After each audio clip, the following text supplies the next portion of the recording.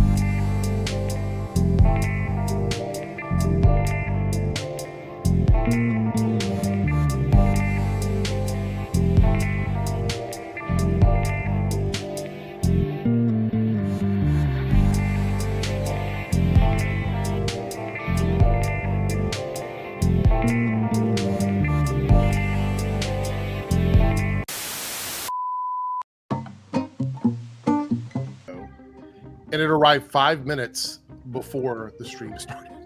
So I'm sitting here eating my pizza, like I need to put something on until I get done. So there we go. There we go. I don't even know how many people are going to show up tonight, to be honest. This was kind of a last minute thing for me. When I say last minute, I just scheduled it like an hour ago. I scheduled it while I was ordering my pizza, matter of fact. Let me put on some background music. Hey, Maestro, what's going on? The issue is I've had a busy week, so I haven't been able to make videos, as many videos as I wanted this week. So it's been kind of annoying. I've got a couple recorded that I was going to, I guess I'll turn my camera on here. I had a couple recorded that I was going to upload and then I didn't. I recorded a video about J.K. Rowling that I didn't upload. I recorded a video about, what else did I do? Josiah Rises that I didn't upload. I had a few of them that I didn't upload. So I had a couple of days this week where videos didn't go out the way I wanted. So I was like, I'm going to go live tonight, talk about these things from the Daily Wire. We had 2 Daily Wire stories that came out this week that I wanted to talk about. One of them is the gender affirming care stuff and the Mr. Birchum trailer, which we're going to look at. Here we go, Maestro in the house. Screwface, good to see you. Defunct. Yeah, what's going on? It's actually still over here on the table. It's like right there.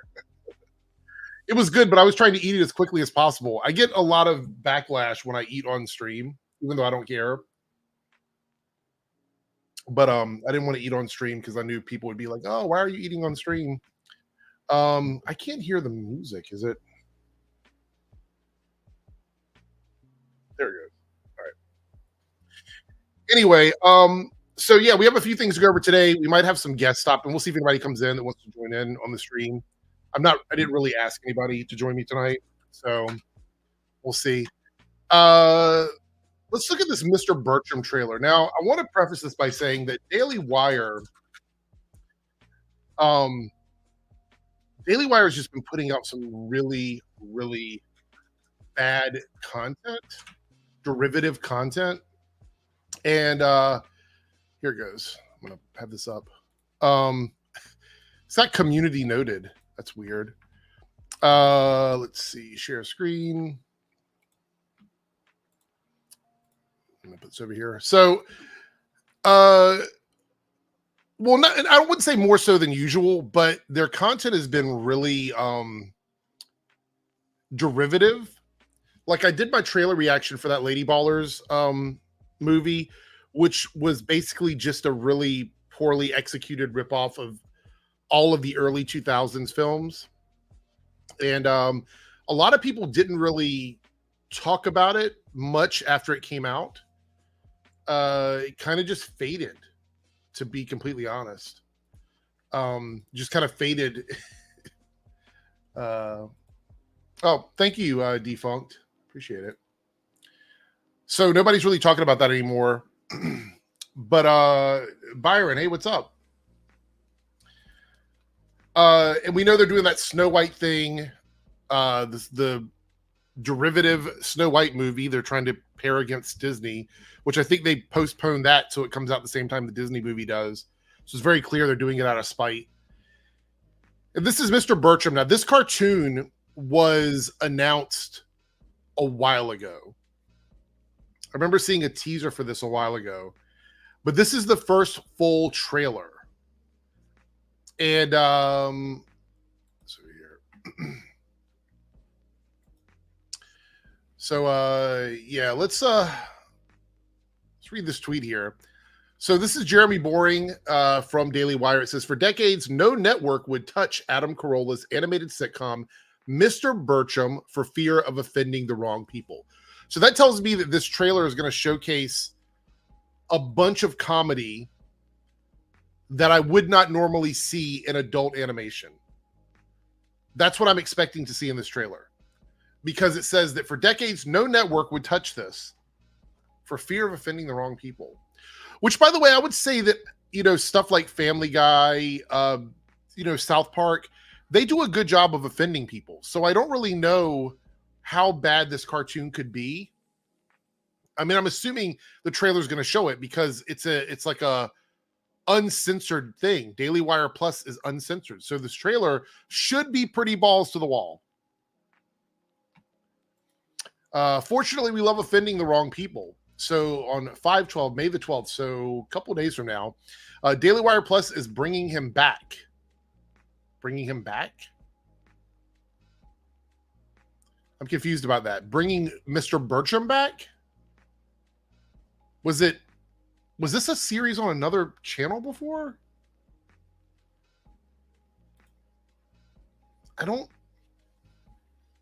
For decades, no network would touch Adam Carolla's animated sitcom, Mr. Birchum, for fear of offending the wrong people. Fortunately, we love offending the wrong people, so on 5/12, Daily Wire Plus is bringing him back. I'm not sure if they're talking about Adam Carolla or this Mr. Birchum thing. I don't remember this cartoon being anywhere else before. So I guess they mean Adam Carolla. I love that they're so like the sarcasm here with like, fortunately, we love offending the wrong people. Sounds great. Tune in for the premiere. Actually, I will not be. It says episode 1 is free, but I'm not downloading Daily Wire Plus to watch this cartoon. So let's make this like enlarge here. I don't know if anybody in the chat has seen this trailer yet, but we're gonna see if this is actually so offensive that Daily Wire Plus was the only platform that would take it. I'm expecting, YouTube might even come after the video if it's really bad, but we'll see. It's over on Twitter. Here we go. Mr. Birchum. Let's jump into it. Yes, headshot. Dad, my teammates can see your junk. You're welcome, ladies. First day of school means the bet is on. First one of us to get inside. What's up, Mr. Buttchump? Still got it. Rule number. So far, we're 20 some seconds into this. It's just not funny. Was any of that funny? Maybe I'm not getting it. They seem like jokes that we've heard before. Oh no, look, a person is in their underwear on a camera that's being streamed. I've never seen that joke before, ever. Oh no, look, 2 people are walking into their office to work and someone insults them and says something rude. I've never seen that joke before. Just doesn't seem funny. All right, let's keep going. Number 1, no phones in the wood shop. Fish it out after class. I found some really great school uniform options to avoid misgendering. Ooh, what about their allergies? Maybe those theys could be lactose intolerant. No, we can't say intolerance. We have a 0 tolerance policy for mentioning intolerance.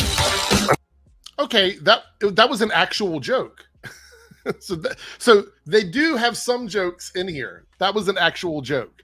So I guess they have this. I mean, I don't know if the character is supposed to be gay or if it's a trans character or who the character is supposed to be. But the lactose intolerance, and then we don't talk about that here. Like that was they attempted to inject some humor there. And so far, that's the only character. The queer character is the only one that really has any personality, which kind of it's sort of like par the course, really, for this kind of content.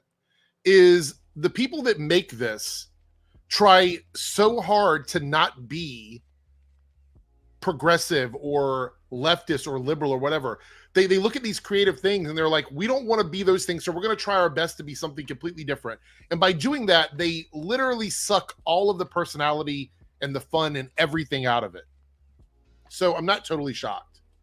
Maestro here says it just seems really derivative. I think that's all we're going to get on Daily Wire. And when we get to the end of this, I'll talk about my thoughts on this cartoon in general and like what they're attempting to do. Here we go. When I was a kid, men were men. Now everyone's wrapped up in feelings. Real men stuff feelings down with red meat, cigarettes, and violence. My name is Mr. Wolf. I solve problems. You know what it takes? Balls. Eyeballs. He's gonna say that we're too young. Well, actually, I was going to say you're too fat. My God, we're over halfway through this trailer. Like, it's not that I couldn't be entertained by this. I mean, this seems like the premise might be something I would watch, but it's just not funny. Oh, I called someone fat. That's the punchline. That's so funny. What the hell? And so far, nothing in this trailer makes me go, hey, I see why other networks passed it up for being too edgy. That's not the vibe I'm getting. The vibe I'm getting is other places passed it up because it's not good. Maybe that's what it is. Maybe it's just not good. That's probably why they passed this up. Let's continue. Keep my wife's name out of your damn mouth. You and the geriatric. Hold on. Did they just do... Is this the Oscars joke? When did this happen? When did the Will Smith thing happen? Like when did the Will Smith slap actually happen? Was that 2020, 2021? When was that? It feels like forever though, right? Chat, it feels like a really long time ago. 2022, Byron. Thank you. So 2 years ago. And we're supposed to be laughing at this?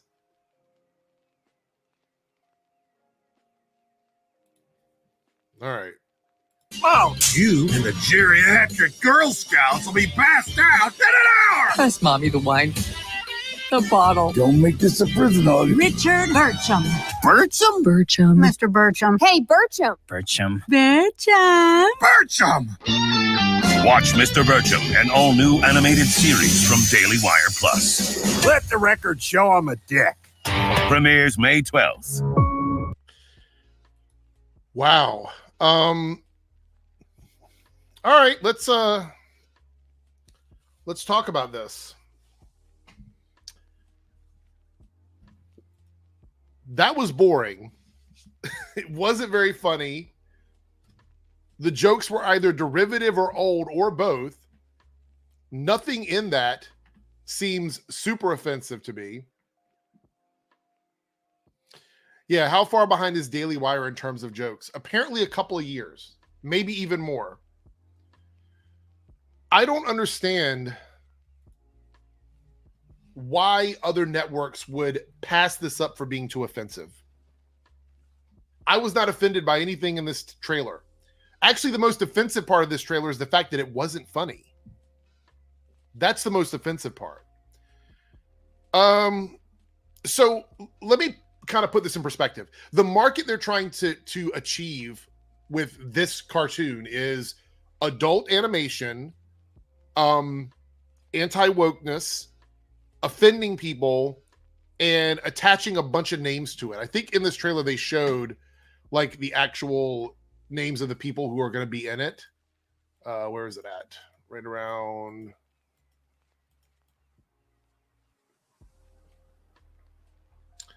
back here. Okay, here we go. All right, so these are some of the people attached to it. I have to say, I am very surprised that Danny Trejo is doing this. Only because I've never seen him, unless I'm in chat, let me know if I'm wrong here. I've never seen him be outwardly like anti-woke. I've never seen that. Anybody else on this list that makes you feel like surprised that they're a part of this project? Anyone at all? Roseanne, not surprised. Obviously, Brett Cooper, not surprised. Megyn Kelly, not surprised. Oh man, just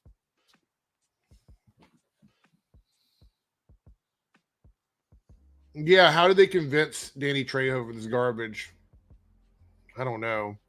So the market they're trying to hit is they're saying, hey, Family Guy, King of the Hill, South Park, The Simpsons, pretty much any adult animated series, right? Oh yeah, Patrick. Yeah. I didn't think about that, Anchorman.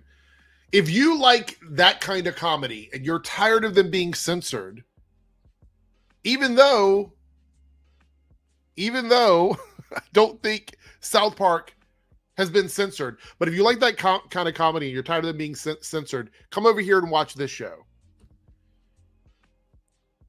none of this, like, if you were to show me this trailer and say this was a Netflix series or something, I would just believe it.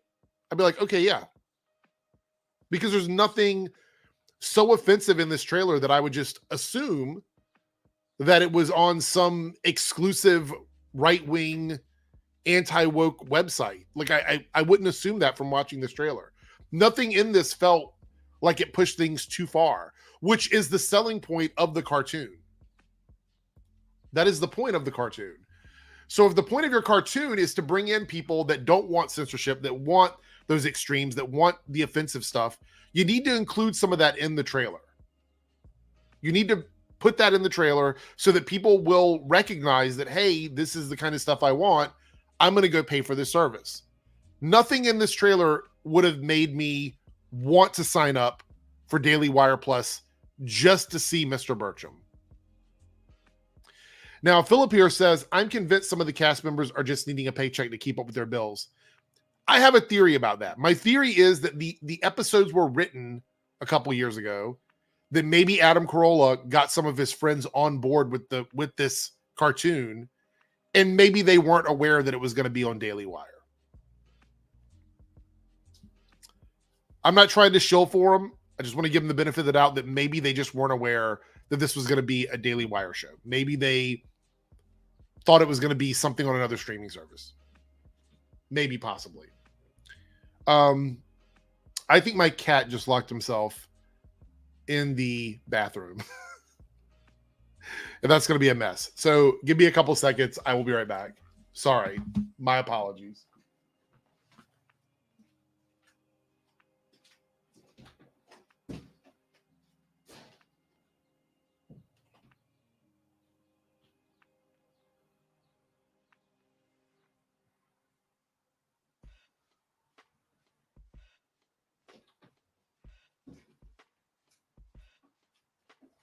Yes, he did. And because of that, I'm going to have to leave the door open.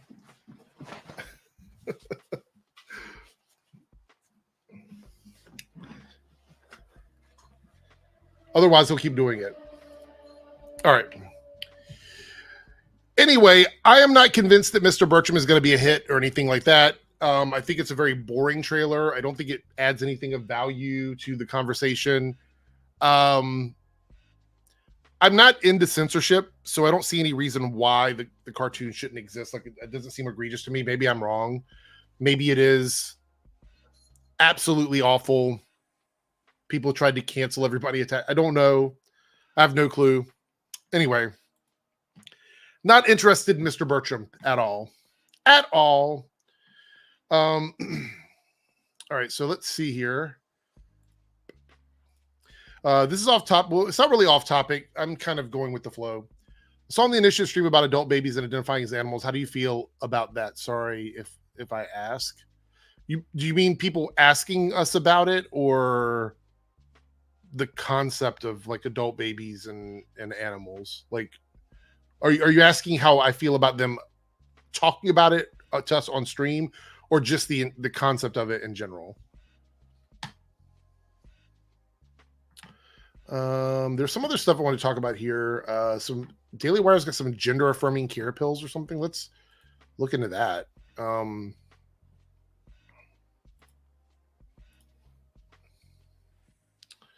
right, let's see.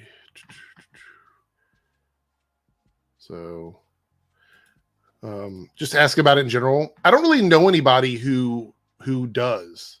You know what I mean? Like, I know people that do dress up in costume and stuff like that, like furry stuff and everything. I don't really have an issue with that. As far as like the adult baby stuff, I don't really see it. Like, I don't even know anybody that talks about that or is into that. So I don't really have much of a point of reference. I really dislike giving my opinion on subjects that I don't have enough information on, because I feel like that's just feeding into everything that I complain about with people. Like, when you have people get on here and complain about X-Men and they've never really read an X-Men cartoon or a comic book, or they've never really been into the movies or the 90s cartoon or whatever, when they do that, I get really annoyed by that. So I tend to not I don't want to do that myself. So as far as like the diaper thing, I don't know. I don't know enough about it. But the people that dress in costume I've never had an issue with that. They've always been very nice to me. It's not my thing, but that's okay. They made Storm and Jean Grey gay. Agree or not? I don't think so. I think it was just supposed to be like a really close friendship thing with them. But I mean, you can fanfic or whatever it is you'd like to do. I don't have an issue with headcanon and stuff like that. All right, let's talk about this Daily Wire stuff. This is crazy. Bring it up here on screen. So the Daily Wire is now selling gender affirming care, and why that actually makes sense for them. We're not going to read the whole article, but I am going to make it a little bit bigger here.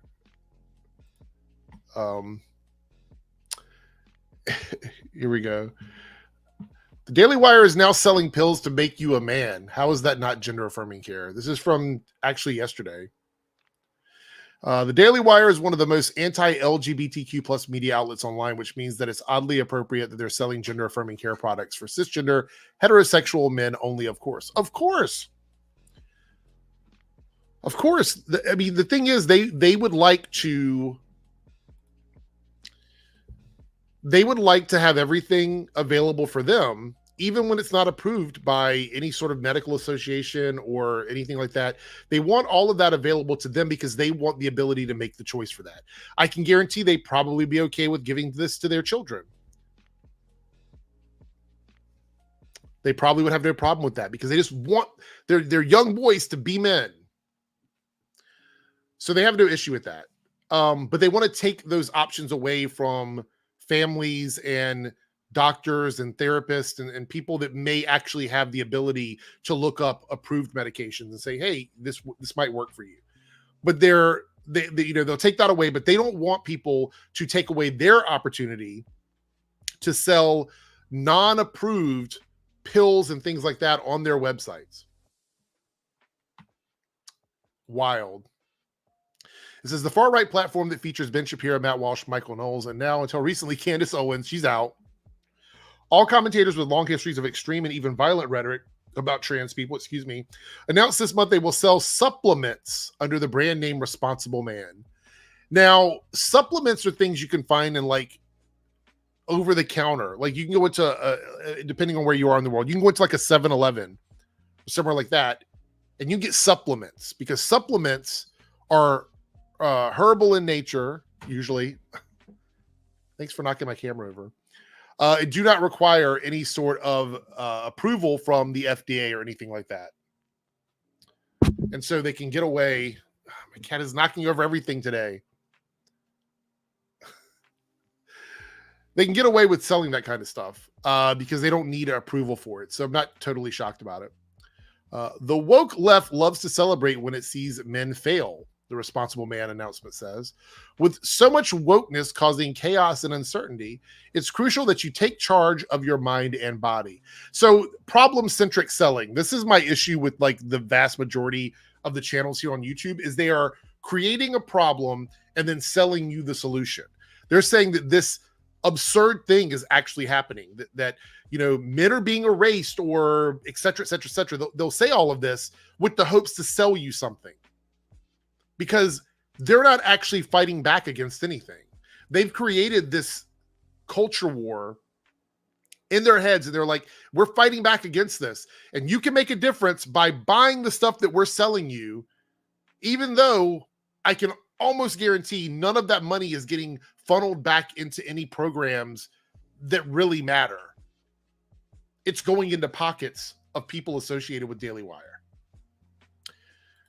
Goes the Manly Green vitamin capsules, which they claim are made up with 19 hand-selected nutrients and antitoxins, are selling for $44.98 for a 1-month supply with shipping. These aren't just normal multivitamins, Responsible Man insists. They're non-FDA approved. Claims that all the vitamins will support your immune system, maintain energy production, sharpen brain cognition, and support the health of your heart and muscles. What's stopping anyone from buying a multivitamin? Or taking vitamins of the stuff that's already in this? There's nothing stopping you from doing that. You can get supplements everywhere. So, not a big shock. But that price tag is pretty hefty. He goes on to say, and while they don't exactly say that these pills will increase sperm count, they do make sure to mention that sperm concentration has fallen drastically over the past 50 years, and the drop is accelerating. Consumers would be forgiven for thinking that responsible man is claiming their pills will help increase sperm count with carefully worded statements like this. That's why men's health is vitally important, not just for every man, but for the survival of the human race. A responsible man is something that can keep you in health for a priority. See, it says part of the sales pitch is, of course, the same resentment towards contemporary American culture. As a man, you have people relying on you, and the world conspires to see you fail. See, that's what I'm saying.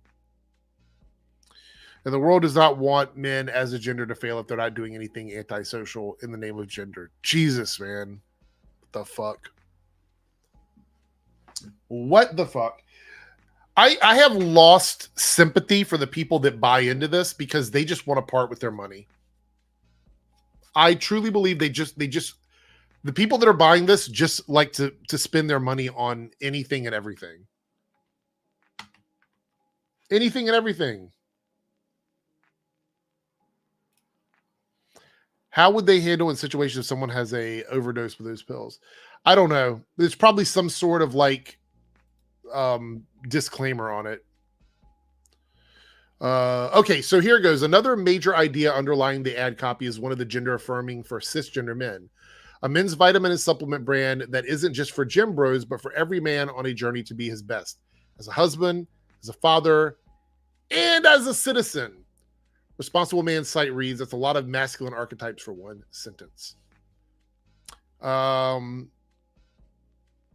It says here that cis people can be very attached to their gender ideology. Gender can be very important to us, and some people really love the gender that they have claimed for themselves. Gender theorist Judith Butler said in an interview with the Verso Books. If gender is eradicated, so too is an important domain of pleasure for many people, and others have a strong sense of self bound up with their gender. So to get rid of gender would be to shatter their selfhood. I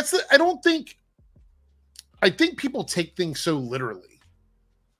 And what I mean by that is when people want to break down gender binary norms, the people that I know, and I'm speaking totally from a personal perspective here, the people that I know don't necessarily want gender to go away. They want the rules and restrictions around gender to be dismantled, which means like the idea that only women can wear dresses. That is a rule assigned with gender that doesn't make any sense whatsoever. And they want the ability to wear whatever they want to wear.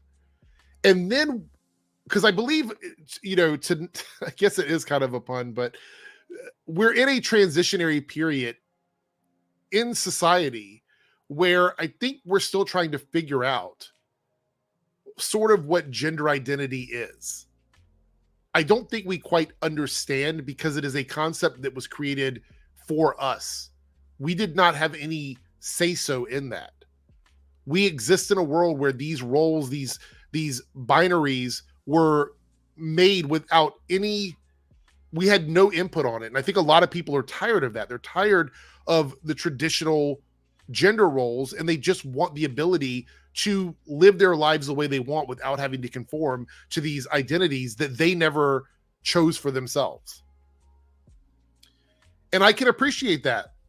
There was a time when certain colors were like, if a man wore pink or purple, it was considered not manly enough, and things like that. Women weren't supposed to like the color blue, the whole gender reveal parties that families have and stuff.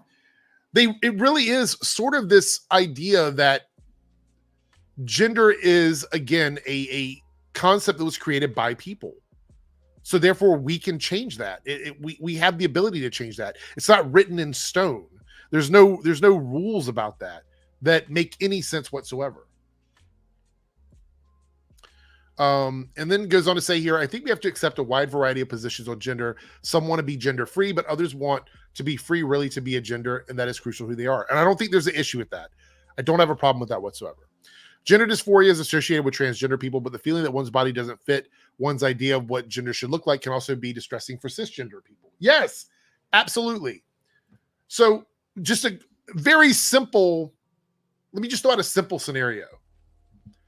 The scenario is that if a cisgender person thinks that they're like a cisgender man feels that they're overweight, and they see another man who's in shape, out there living their best lives, and for some reason being overweight is preventing them from participating in that, they want to feel more like a man, so therefore they will go out and do things to achieve that particular look, that particular body, which makes them feel more masculine, more manly.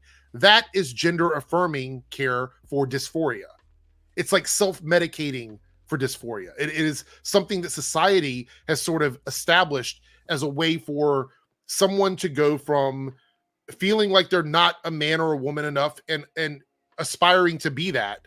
So they follow this routine that they see movies, TV shows, magazines, books, these things that are written about, that they feel like they have to do. They have to change themselves to be more of those things. And you see it every day. It is absolutely 100% gender affirming care. But some people need more than that because their dysphoria affects them in ways that is beyond the body that they exist in. If that makes any sense. Hey, what's up, Dane? If you want to drop in, let me know. I'll send the link over. So that's kind of the issue. And then there's a little bit more here about gender affirming care. The Daily Wire appears to agree, at least when it comes to cisgender people. They understand that people want their bodies to align with their own internal sense of gender identity, but that understanding doesn't extend to transgender people. And that is the big issue. I don't have a problem with people who like gender norms. They like the binary of it all. They engage in that. So, okay. Good to see you. But the issue is that you have to have that same respect for transgender people or gender fluid people. You have to have that same respect. It's not like trans people want everyone to be trans. But cis people want everybody to be cisgender. And I'm being hyperbolic about that. Obviously, not every cisgender person feels that way. But I'm like, if you look at it on a scale of where we're at as a society, trans people make up a much smaller group. So it's much easier for cisgender people like myself to force trans people to be a binary gender because we have the power, we have the leverage, because there are more of us than there are of them. And that is an unfair thing to do to trans people. Like the idea that the whole bathroom situation and all these other things that are happening, like, it's simply just not respecting other people. You know what I'm saying? We'd be a better off position if people would just say, hey, you know what? That's not what I want to do with my life, but that person can do what they want with their lives. One problem is that many people refuse to allow trans people to define themselves as they feel that their own self-definition is destabilized. And that is really, for me, the big thing. Cisgender people that are threatened by trans people are not threatened by trans people because they are trans. They are threatened by trans people because trans people have chosen a path for their lives. They've taken their lives into their own hands in a way that the people who don't like trans folks do not have the capability, the means, the power, the nerve to do for themselves. So they see that and that threatens them and they go, you know what? That person's doing something that I wish I could do with my life. And I don't mean like being trans. I mean just taking your life by the balls and saying, I'm going to do what I want to do with my life. And if it means that other people are going to look at me funny, if it means that I have to fight for that freedom, I'm going to do it. That takes a lot more strength than to attack people like that for living their lives the way they want. And that is, it's a cowardly way to live your life. And so many people, like with this Daily Wire stuff, and people that are coming out, you know, selling pills to make you more manly and stuff like that, they're doing it in spite. And that is the big issue for me, is that this isn't done to make people better. It is done to sell products to people who are prejudiced. Actual Phantom says, Golden Rule, live and let live. Ambassadors, not gatekeepers. Don't hate what you don't understand. One man's ass, another man's pleasure. Very good. Brett says, well said. I appreciate it. Got the boom from Dane there. So Anchorman here says, I've been called fat or overweight by friends and grandparents, and now I'm obsessed with fitness. Look, you have to do what works for you, whatever you feel comfortable with. But I have never in my life that I can remember, except for, well, I say never. There was a brief period where I did try to sort of fit in or whatever, but for most of my life, I have never allowed other people to make me feel a certain way about myself. Every now and again, it'll hit the armor. You'll hear the little like clicks on the armor and stuff where it's like they're trying to get in. But you have to remember that other people's opinion of you is none of your business. You should not care ultimately what someone's opinion of you is unless it is actually causing material harm to your life. Like people fighting to take away rights from certain individuals, or being verbally, physically aggressive towards you. If somebody is simply sitting around hating on you because of who you are, fuck them. You know what I mean? Just don't let them have that control over you, because that's all the control they have, honestly. There's not much else to say about that. I just think it's kind of weird that Daily Wire is selling gender affirming care. Holy crap. Let's see what else we got here. I got a few more things that I want to talk about. What do we got? There were some clips to look at. Someone said the clip of Eric July's acceptance speech is up.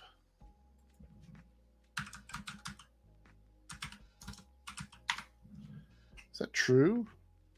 Let's see. Oh, it is. It is, and it's on Katie Did's channel. Should we watch it? Should we watch it? Should we watch Eric July's acceptance speech? This might be funny. It'll be good to move on to something a little less serious. All right. Shout out to Katie Did for this clip. This is Eric July's award speech at Northwood University. All right, let's do it. Let's do this. This is going to be funny. I'm gonna have to pitch it up though. I don't like watching these at normal speed. I take forever. I'm very long-winded. Here we go. It's interesting now that we come to the meat of the program. It's time to meet our outstanding business leaders, and each one will be introduced by a student this evening. Okay. And first, I'd like to welcome to the stage Brooke Engelhardt, of class of 2025, studying her BBA in marketing and a Northwood University Fresh Air Ambassador, who will introduce our first outstanding business leader and the Richard DeVos Young Entrepreneur Award winner, Eric July, the CEO and founder of Ripaverse. Good evening, distinguished. It is so funny hearing like these distinguished people say Ripaverse. Let's listen to that again. That's really funny. Award winner, Eric July, the CEO and founder of Ripaverse. Good evening, distinguished guests. My name is Brooke Engelhardt, and I'm currently a junior at Northwood studying digital marketing. Tonight, I have the honor of speaking to you about an imaginative entrepreneur, a passionate advocate for creativity, and a trailblazer in the world of comics, Eric. A trailblazer? A trailblazer in the world of comics. Eric July? A trailblazer?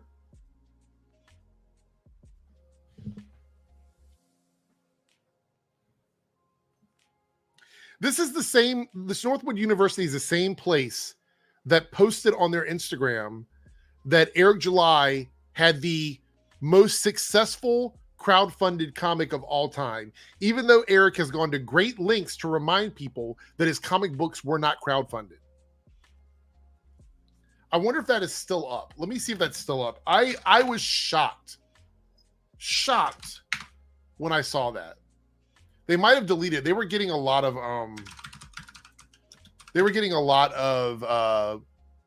pushback on their post about Eric, and I think it was on a story. Let me see if I can find this. Is it still up, or did they get rid of it? No, it's still here.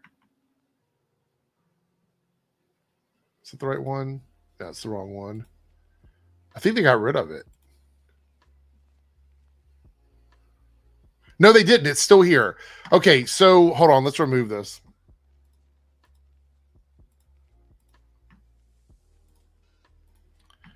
All right, so this was the post here. I know it's hard to read. I'm going to read it out to you, though. But it says here at the very bottom, right here, July's ISOM, issue number 1, amassed more than 2.6 million, making ISOM the most successful crowd-funded comic book project in history.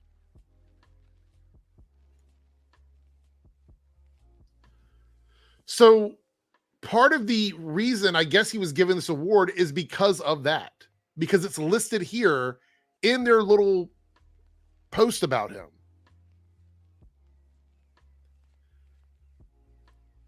And I know for a fact, and people have argued about this, that Eric July has stated on many occasions that ISOM is not a crowd-funded comic book. He has been very adamant about that. So that's kind of funny. All right, let's get back to this this video here. We'll watch the rip-off verse video as well. If there, Dane says there is one from the rip-off verse. Let's see. July. Oh, there's more? In 2022, Eric embarked on a journey to revitalize the comic book industry by founding Rippaverse. No, he went on a journey to make money for himself.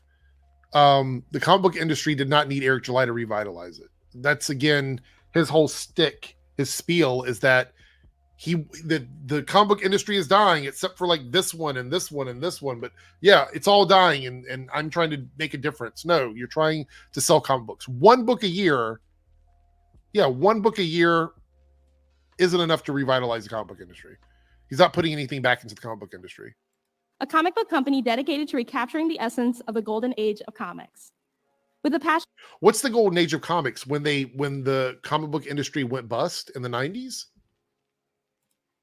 He's trying to recapture the era that almost killed the comic book industry. He always talks about that. The 90s, the 90s, the 90s. Dane says here, because the real goal is to create the parallel economy. Pagey, the chaps come in the mail? No. I told you I do have chaps. I do have them. They exist. They're in the other room. And no, I'm not wearing them. All right, let's continue. Passionate desire to bring back the glory days of the comic book industry, Eric envisioned Rippaverse as a sanctuary where readers could immerse themselves in unforgettable tales, escape the pressures of everyday life, and experience the magic of storytelling in its purest form. Wow.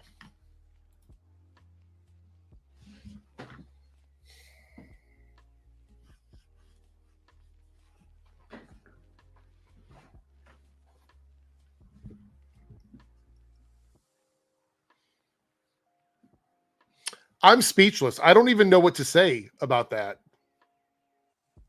That is some of the biggest bullshit I have ever heard. Unforgettable.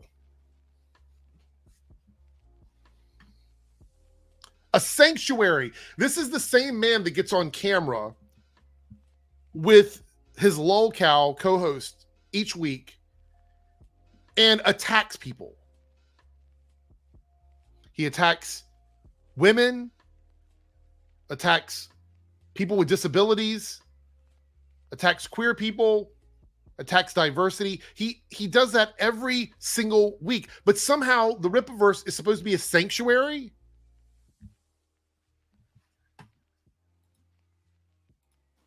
Rippaverse started with a bang. The story unfolded with the release of Isom. That's true. It started with the bang, and it's just been going downhill ever since. That's true. That's absolutely true. #1, which you'll be able to peek into a world of later this evening. A 96-page comic book written by Eric himself, including a character named Avery Silman, who is an entry-level hero known as Isom. He's not an entry-level hero. What does that even mean? But take those two things, right? Entry-level hero, right? So first of all, he's not a hero. In that comic book, he retired. He starts out the comic already retired, no longer fighting crime. So not a hero anymore. And entry level is also wrong because he retired from being a hero. So it wasn't entry level either. So neither one of those make any sense in regards to Isom. Not entry level, not a hero in issue #1. Groundbreaking project shattered records and captured the hearts of comic book enthusiasts around the globe. That's not true. He wasn't shipping around the globe at that point. Assembling an astonishing $2.6 million in funding, Eric's work soared to unparalleled. No, it was not $2.6 million in funding. It was not $2.6 million in funding. Funding is the key word there. It was not a crowd-funded comic book.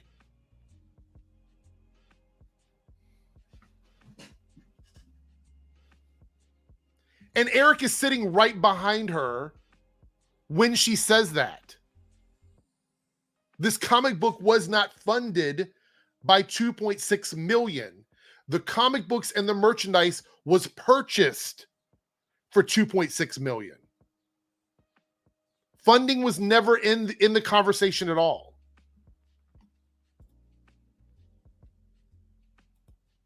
$1 million in funding, Eric's work soared to unparalleled heights, earning its place as the most successful crowdfunded comic book project in history. Are you going to correct them, Eric? Are you going to sit back there while they say that? You're not going to correct her on this? That is part of the criteria. It's part of the criteria of this award is this funding thing, this crowdfunding thing.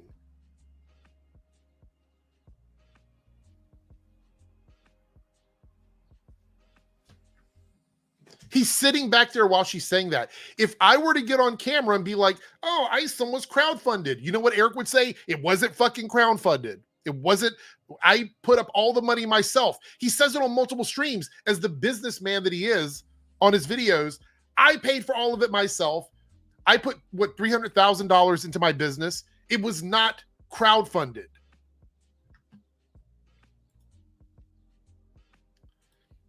And then Actual Fan of here says, I think they mean non-comic fans can easily get into it. I would say that's a lie too, because no non-comic book fan would actually pick up and read Isom. The people that were non-comic book fans purchased it as a trophy. But I see what you're saying, Dane. What makes this achievement even more extraordinary is the manner it was accomplished. Eric refrained from the conventional route of utilizing traditional crowdfunding sites, opting instead to run the campaign on Rippaverse's dedicated website. You know why? Because it wasn't crowdfunded. He didn't use crowdfunding sites because he wasn't crowdfunding the comic book.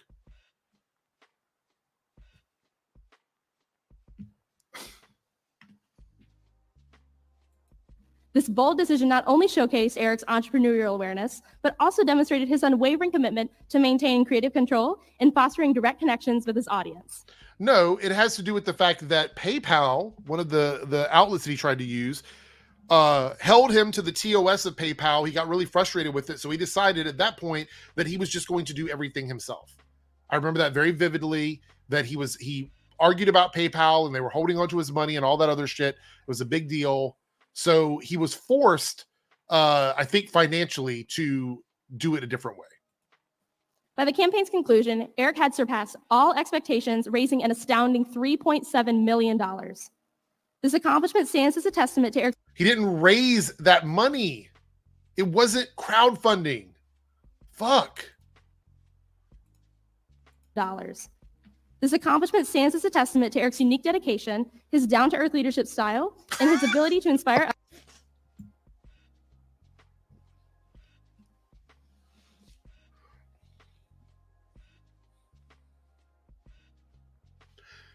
Did she just say down-to-earth leadership style? Hold on. I need to... Here we go. His down-to-earth leadership style. What the... Hold on. Let's go back a little bit more. Conclusion, Eric had surpassed all expectations, raising an astounding $3.7 million. This accomplishment stands as a testament to Eric's unique dedication, his... Unique dedication. That's one of those like empty platitudes. Down-to-earth leadership style, No. and his ability to inspire others to rally behind a shared vision. You know, that's actually not false. That's not false. It's a little misleading, but it's not false. I would say, speaking to like the minions, the people that are sort of like the Eric July shills, the Ripa idiots on social media and stuff, the people that are blindly buying stuff from him or whatever, yeah, he's convinced them to rally behind him. That's true. But Eric's impact extends far beyond the world of comics. He's a voice of reason and a champion of individual liberty. Voice of reason? On what fucking planet? What fucking planet is Eric July a voice of reason?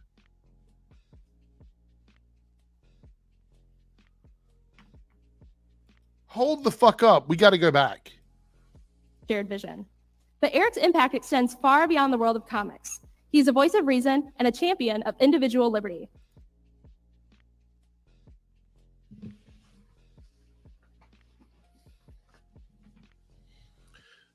What individual liberty are we talking about? Are we talking about the fact that he's constantly telling people they shouldn't be able to do stuff? Is that the individual liberty we're talking about? He spends a big chunk of his time online attacking people for their freedom of speech, freedom of expression, claiming to be an anarcho-capitalist, libertarian, but constantly talking about people like they can't do the things they want to do with their lives. How is that? How is he any of these things? The fuck? Through activism and advocacy, he tirelessly fights for justice, equality, and freedom, challenging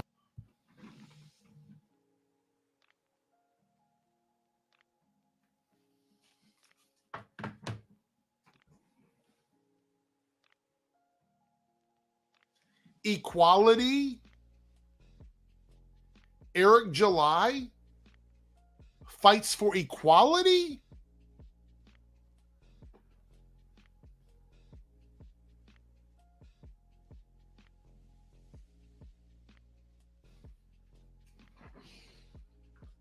Holy fuck.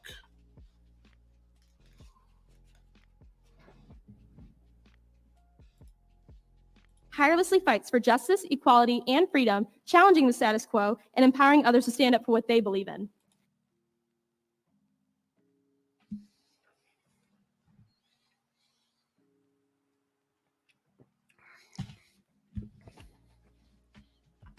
Wow. Okay. That might rub some people the wrong way, but at Northwood, these ideas are also encapsulated by the Northwood idea and our approach to learning. Therefore, we are ecstatic to honor him. Why would that rub people the wrong way? Listen to what she just said, right? Why would if this was true about Eric, why would this rub people the wrong way? Unless she's talking about conservatives. Otherwise, I don't know what the fuck she's talking about. Believe in.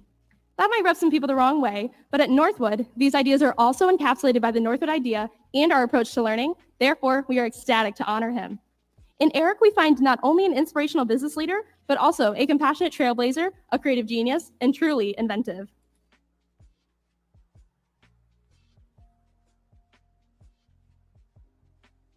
A genius.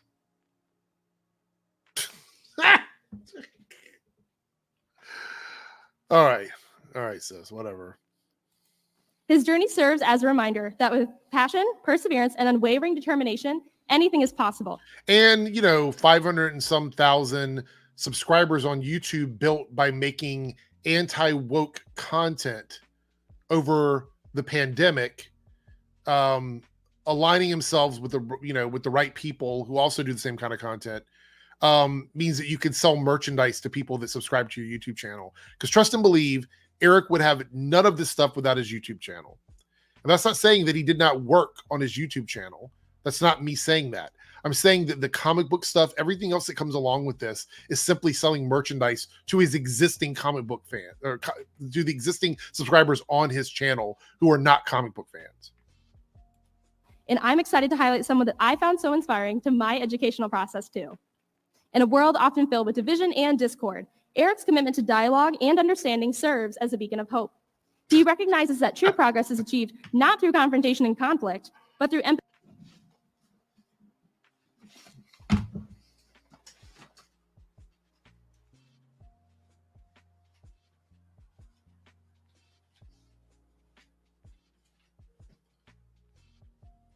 Not through confrontation and conflict? Not through confrontation and conflict? Hold on.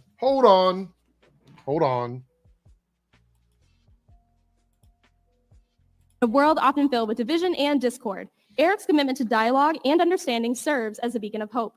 He recognizes that true progress is achieved not through confrontation and conflict, but through empathy, compassion, and a willingness to listen to one another's perspectives.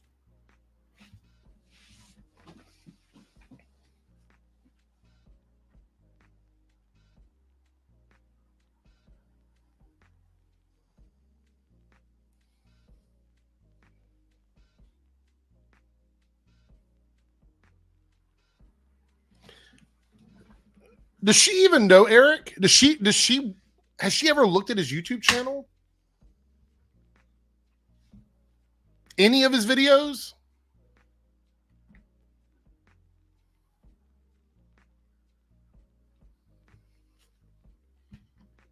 Wow.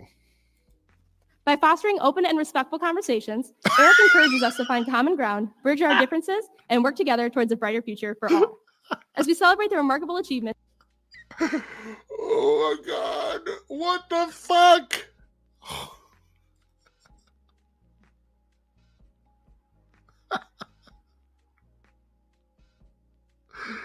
You have to be fucking kidding me.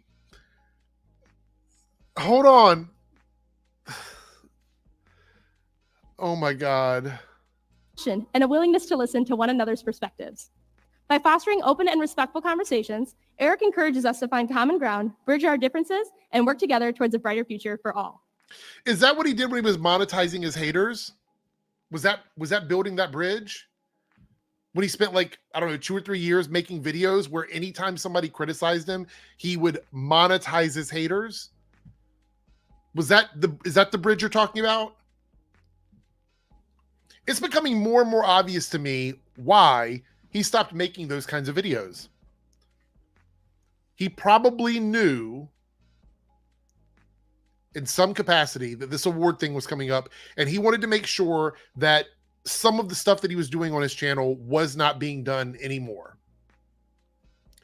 Now, he keeps saying that he stopped doing it because it wasn't really where he was, in his life or whatever. I always knew there was another reason. But to sit here for her to say that he builds bridges with conversation and empathy or whatever, who the fuck are you talking about? You're not talking about Eric. You're not talking about, just this past week, he did a whole video or a stream with Az with a bunch of video clips that were anti-gay. anti-trans? How is that empathy? How is that building a bridge? How is that wanting people to be the best for themselves? This is extremely fucking stupid.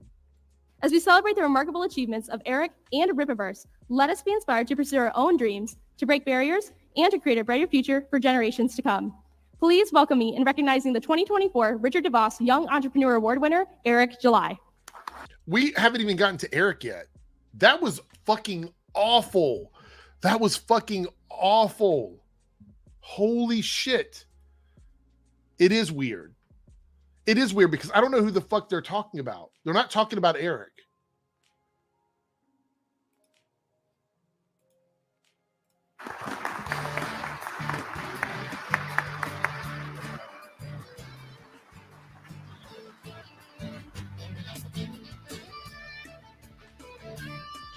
I'm going to say right now, Eric, please get a stylist. Please get a proper stylist. Who's doing this audio? It's the microphone's please give a round of applause for Brooke. That was amazing. And originally I came here with a plan, but that kind of got derailed after my experience with you all. So I'm going to hype y'all up.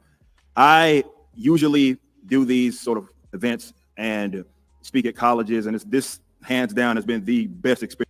Speak at colleges. When is Eric spoke at colleges?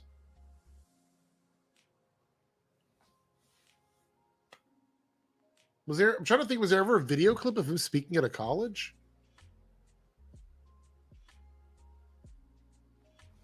I don't know.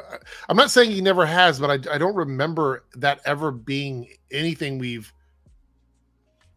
talked about. Anyway. Experience that I've had.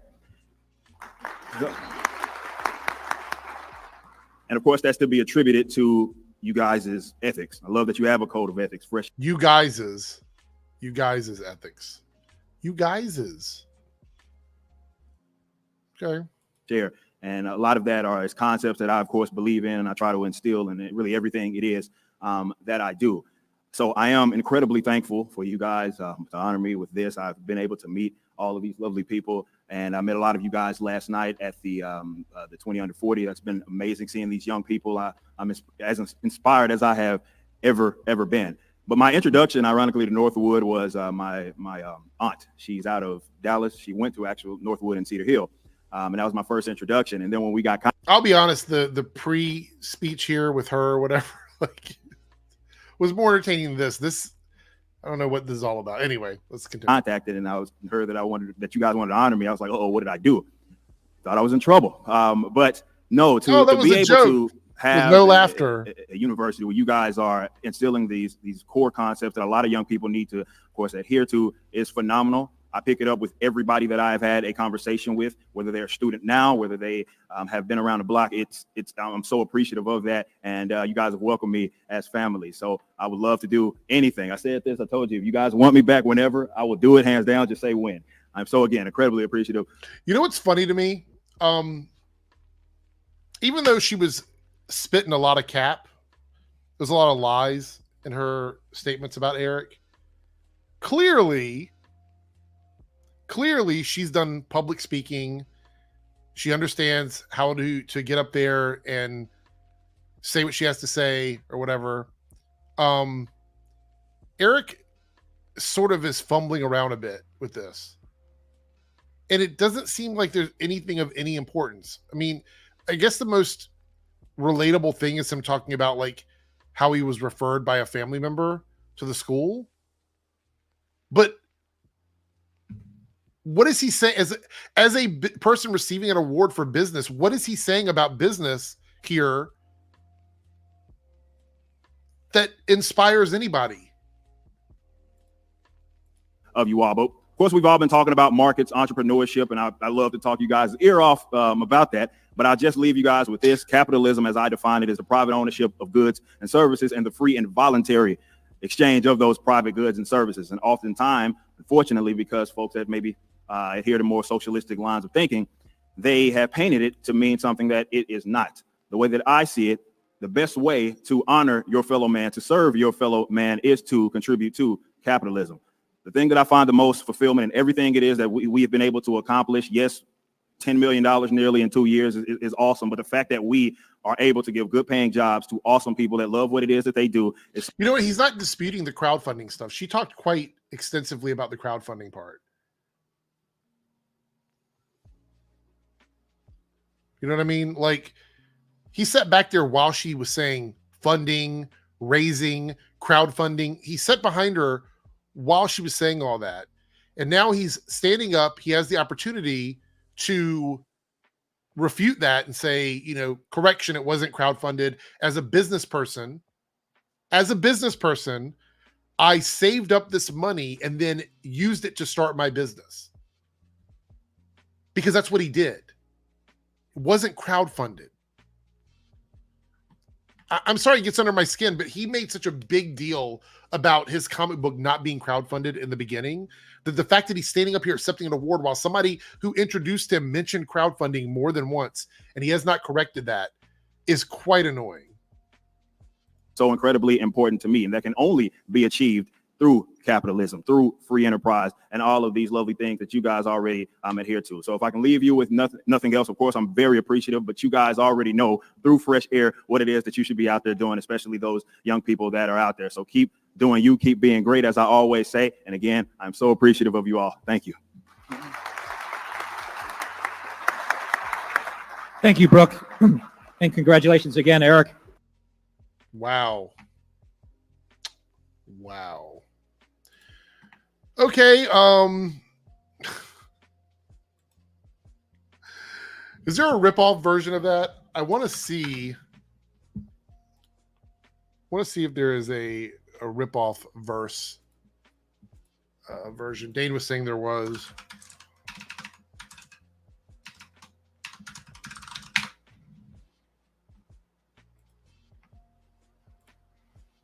Yeah, okay. Here we go.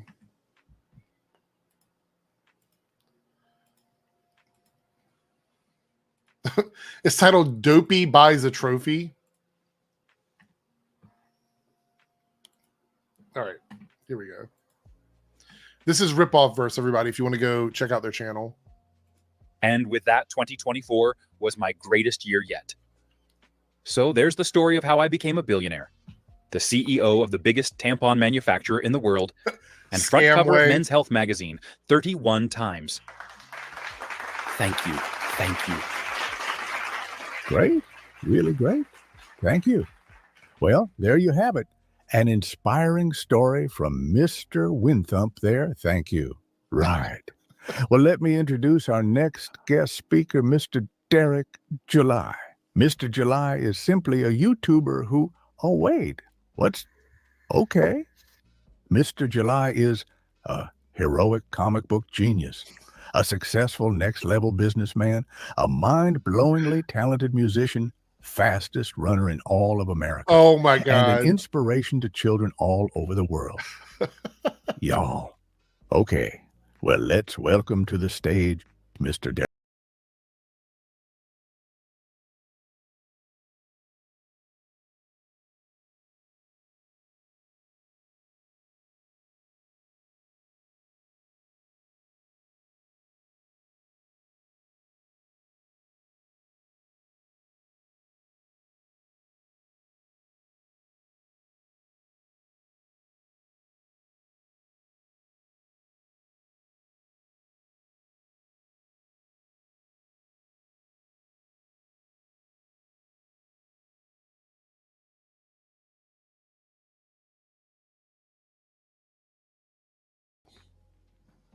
My inspirational journey started when I was just a young child. My mother knew I was different, special. You could say I was chosen to be great by a higher power. Some may call it blessed. When I was in the ghetto nursery, the other children would say to me, Derek, you're better than all of us. How do we be great? I have to say I am curious, Rudolph. What's your thinking behind this one? Well, you know, we've already made our fortunes with the invention of the pyramid scheme, and I thought it might be time to recruit more potential scammers and con artists into the family, so to speak. I saw the racket this YouTuber had going, and, well... You know, I know he's not doing it here. Maybe he is. I'm not paying attention. But a lot of times when they have Eric talking in the background of these puppet videos, it's like blah blah blah. I am great, blah blah blah. I'm the best there ever was, blah blah blah. It is what it is, what it is, what it is, blah blah blah. It's hilarious. Like that always makes me crack up more than anything. I think he could be nurtured into being very useful. Blah, blah, blah. The hero's journey to greatness is tough, but I'm also tough. I'm a damn tough guy that commands respect. Blah, blah, blah. Please, Rudolph. I don't believe that for a single moment. Real success is in someone's blood, in their genes. They have to be a born natural at these things. You know, given the right surroundings and encouragement, I'll bet that Derek July can run our company as well as your young Wind Thump. Are we talking about a wager, Rudolph? I suppose you'd think Wind Thump, say he were to lose his job, would resort to airing out people in a warehouse car park. No, I don't think just losing his job would be enough for Wind Thump. I think we'd have to heap a little more misfortune on those narrow shoulders. If he lost his job and his home, and his fiancée and his friends, if he was somehow disgraced and arrested by the police and thrown in jail even. The fuck? Yes, I'm sure he'd take the crime like a fish to water. You'd have to put him in the wrong surroundings, of course, with the worst sort of people. I mean, real scum, Rudolph. Oh, I kind of see where We've this is done it going. before. This time it's in a good cause. How much do you want to bet? The usual amount? Why not? Yap, yap, yap, coat. Fucking haters. It's the greatest comic ever made. I can fucking write. Oh, you can't write bullshit. I'm the best writer of our fucking generation. These fucking crack-smoking white bread niggers are just jealous, damn it. Yo, if this was 2018, I'd put holes in these fucking motherfuckers. Pull up, you pussy-ass niggers. I'm the greatest. Oh, okay, on second thoughts, forget that idea. You scam charity. 3D asset. Your writing's retarded. I'm a big man. I'm a strong man. I'm a, I'm a fucking powerful man. Get security immediately. Have them bring the car around quickly. Y'all don't know who I fucking am. Y'all don't know me. I'm a strong, powerful man.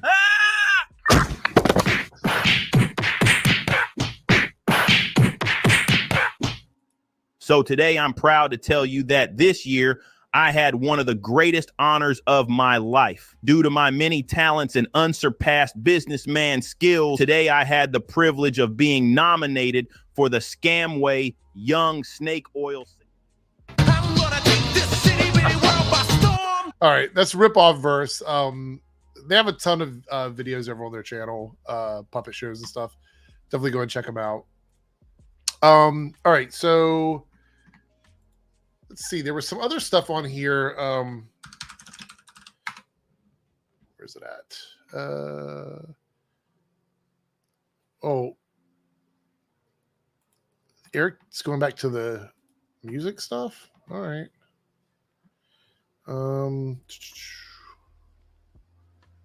Where's it at? All right.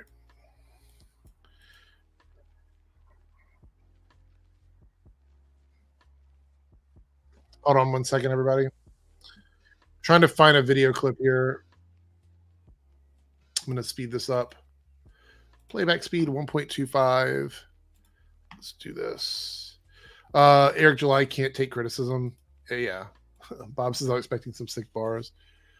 We're going to watch a video here. I was actually going to make a video about this, and then I chose not to do it. But this is a video from As and Eric July. And let's see, where's it at? All right, here we go. Let's watch it together. Let's suffer together. So the title of this video is It Narcissism? This seems to be a running trend, mostly with Eric, not so much with As, but As always kind of feeds into it. This idea that people writing characters that reflect either things in their real life or reflect things they know about or things that they're familiar with or look like people that they know or could look like them. It's for them, for Eric, that's narcissism. Even though all writers, whether you're writing fantasy, sci-fi, superheroes, you're writing from your perspective, no matter what. That's the way stories are written. That's why when people buy certain runs of comic books, they buy them because of the writers or the artist or the people involved with creating it, because they're writing it or they're buying it because those people are writing or creating things from their perspective. So it's not narcissism, but they want to use that anytime somebody creates something that feels personal. Anyway, here we go. Quite a bit. The good news is, if nothing else, is we're going to get some, I'm pretty sure, very intriguing new characters that are going to pop up, because both major comic book companies, they give you some. You got Marvel Pride, DC, I forget what they're called theirs. Maybe it's DC Pride or something else. I think it's called another DC character sucks a dick. Well, so this is the thing for me, is if you don't even know the names of these events, if you're not even paying enough attention to know what they're called, why are you talking about them like you have an issue with them? You're not even engaging with it. Az and Eric have made it very clear that they're not reading Marvel and DC comics. They haven't for a long time, according to them. You can't even name the series that's going to be out during Pride Month, but now they're going to spend 10 minutes complaining about it? Okay, here we go. Oh yeah, so I think I'm pretty that's sure literally what they call it now. that maybe that's the month that shout out Big Sig Star Mags, because remember there was something that she was working on that was supposedly there was a big change. She never said what that. There is a DC character that they are writing, apparently, even though I thought they were blacklisted from DC, whatever. And they're transing them up, I think they said, didn't they? It's not Superboy. They had that one turned down. No, if I remember the story correctly, if I remember what they're talking about correctly, I could be wrong here. Chat, feel free to correct the fuck out of me if I'm wrong. That they wanted to trans a character, but the editors would not allow them to do it. So it's not like it's something that's coming out. This isn't a character that is being changed, that's coming out that's been transed up. It was a discussion that was had before the stories even went out, where they're like, I want to do this certain thing. The editor said no, and that was it. It was just kind of a thing in the creation process. So like holding stuff against people in the creation process is simply because you're doing it because you can't complain about the final product. So since you can't complain about the final product, you're like, I'm going to complain about the brainstorming process of it. Because I don't have anything to complain about. So, yeah. It must be so easy being Mags in comics. I've got a pitch for you. What is it? You know that character? Yeah, trans. Well, that's not easy, because that's the thing, is that they wanted the character to be trans and they said no. Am I remembering this wrong? Is there a story that I'm unaware of? I remember that it was a certain thing, like they wanted to make Superboy trans. I think that's what it was. And the editors said, no, you can't do that. You have to go back to the drawing board and do something else. And I believe that's what happened. Unless they're talking about something that I don't know anything about, which I highly doubt, because they're not reading the comic books anymore. So it does the same thing, by the way. You know that character there? Yeah, black disabled Les. Which character? Which character got changed into a black disabled lesbian? Which one? Which one? Newsflash, it wasn't any one of them. This is just their argument. They are creating things to be upset about. They're creating it. It's a fantasy.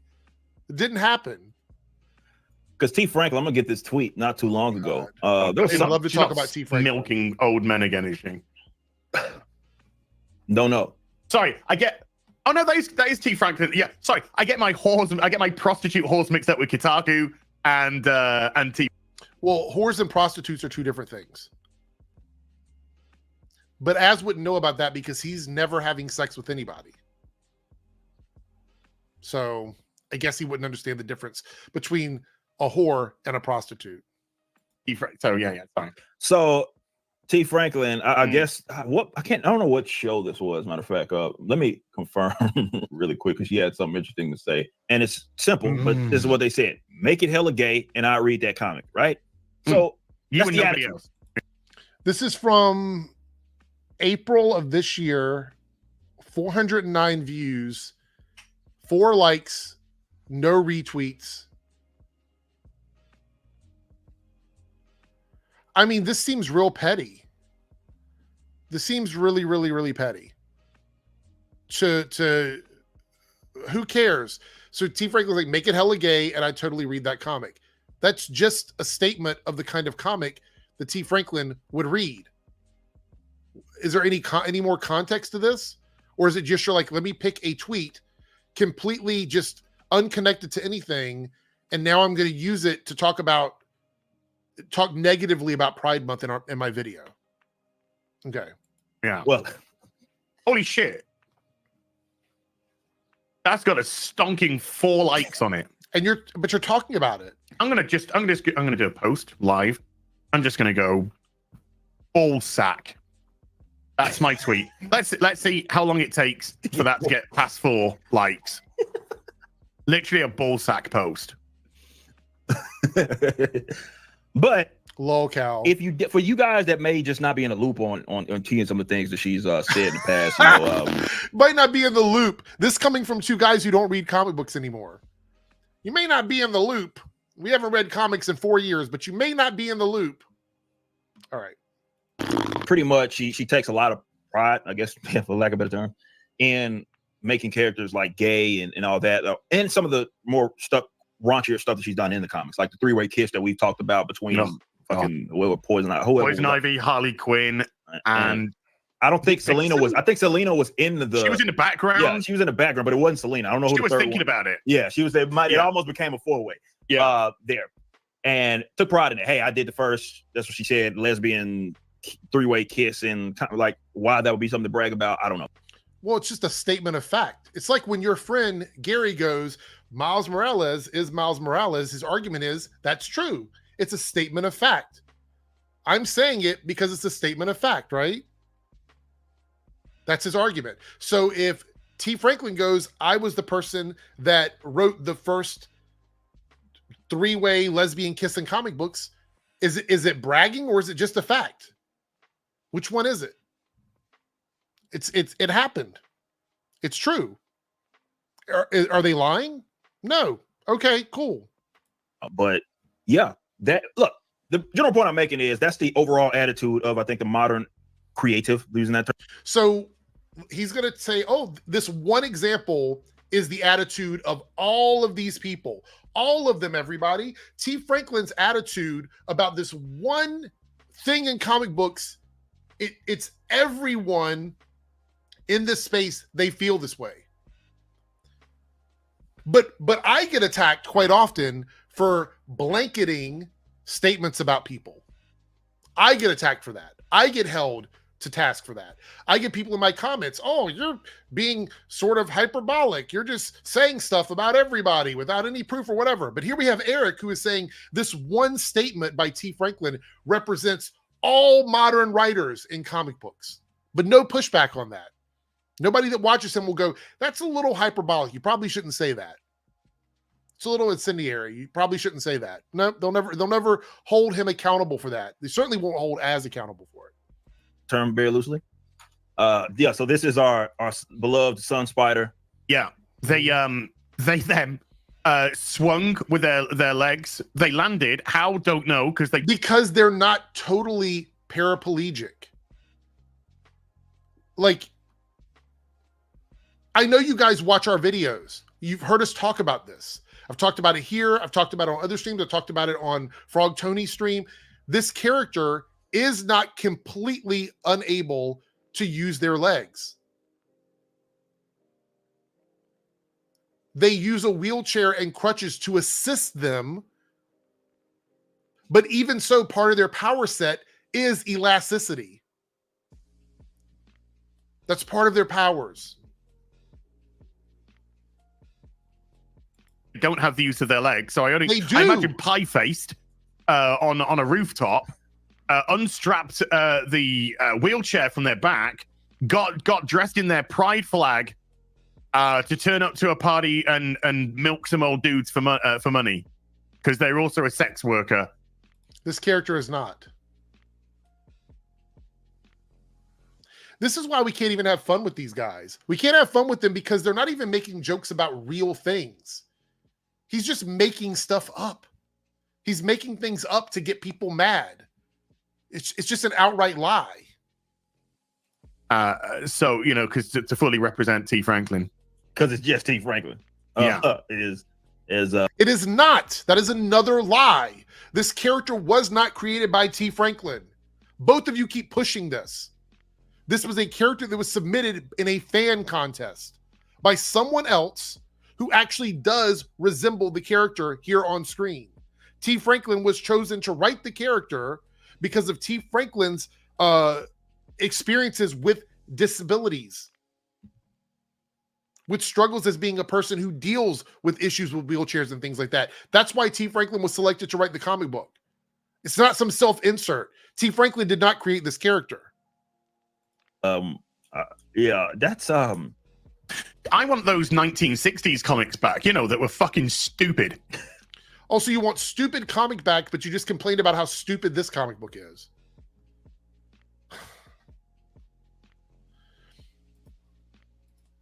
The character's name is Sun Spider. And it was from Edge of the Spider-Verse. Meister says, really gross that they pick on this black autistic woman so much, especially they likely think Eric is more successful. Yeah, they get away with this shit all the time.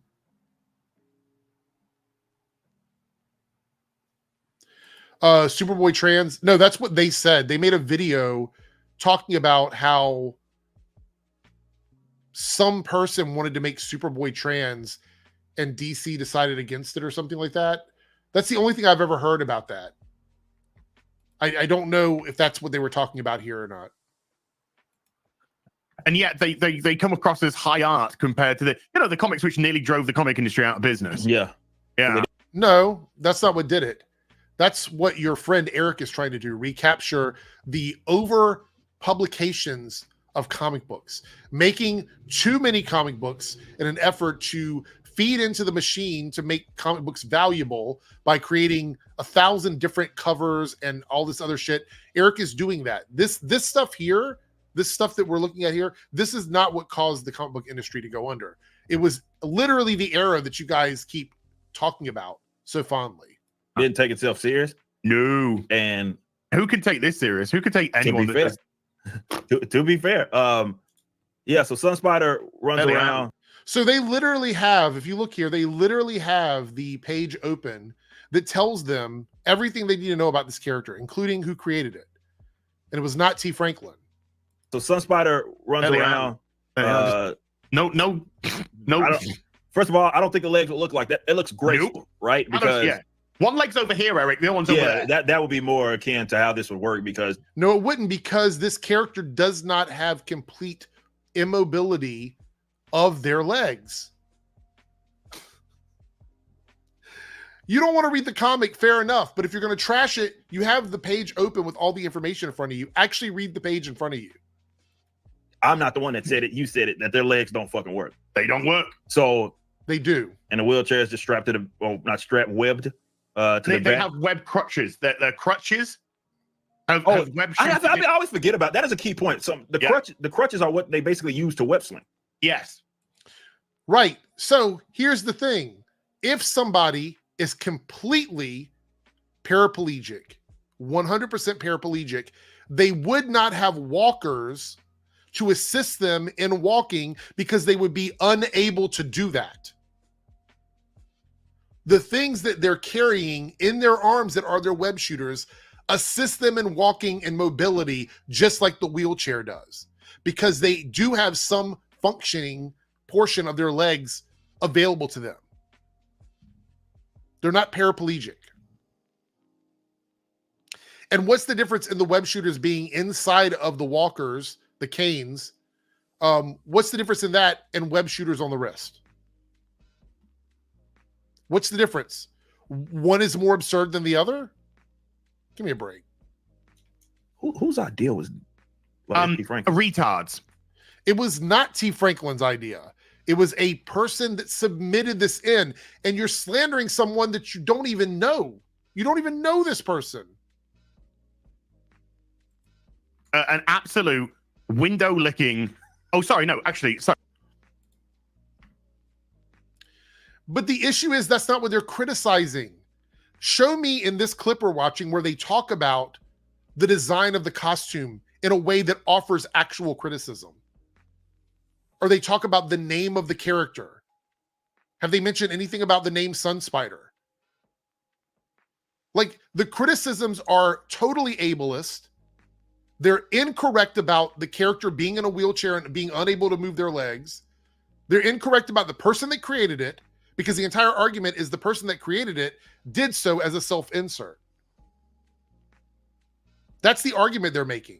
The criticism of the character after the fact is because they do not like the person that they think created the character. That's the problem. See, Ronan, did you read the comic?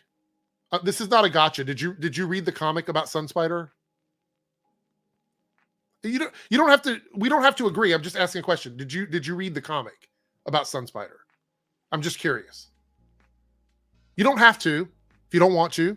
I'm not that's not what I'm saying here. I'm just asking. Did you read the comic? So you didn't read the comic book. So in the comic book, they explain why that her spider abilities did not heal her body. They talk about that in the comic. It is a part of the comic book.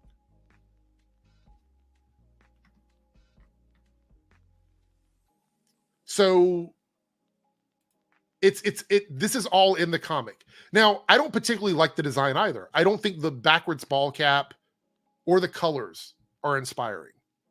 And you could have a conversation about that. We could have a conversation about that. I think there's a lot of designs of comic books. Pagey's just trolling. Pagey's trolling. Always trolling. There's a lot of things we can talk about when it comes to design. Just like with the Superman reveal that came out the other day with like the suit and stuff, where I was like, you can have legitimate complaints about the design of the Superman suit. But a lot of times the discourse doesn't go in that direction. The entire reason they have an issue with this character is because they think T. Franklin made it. That's why they're not talking about the 30, 40 other different like Spider-Verse characters. A pig, a car. They're harping on this one because they think T. Franklin is the one that made it. That's why. I don't want to go too much further into this anyway. I'm glad you broke that up for me. Thank you, Ronan. That was a bit much. Was there anything else here that we wanted to talk about tonight? How about you, chat? Is there anything you want me to look at? Anything you want to chat about? Let's see. We got here. I got a few things bookmarked. I'm going to go through them. See.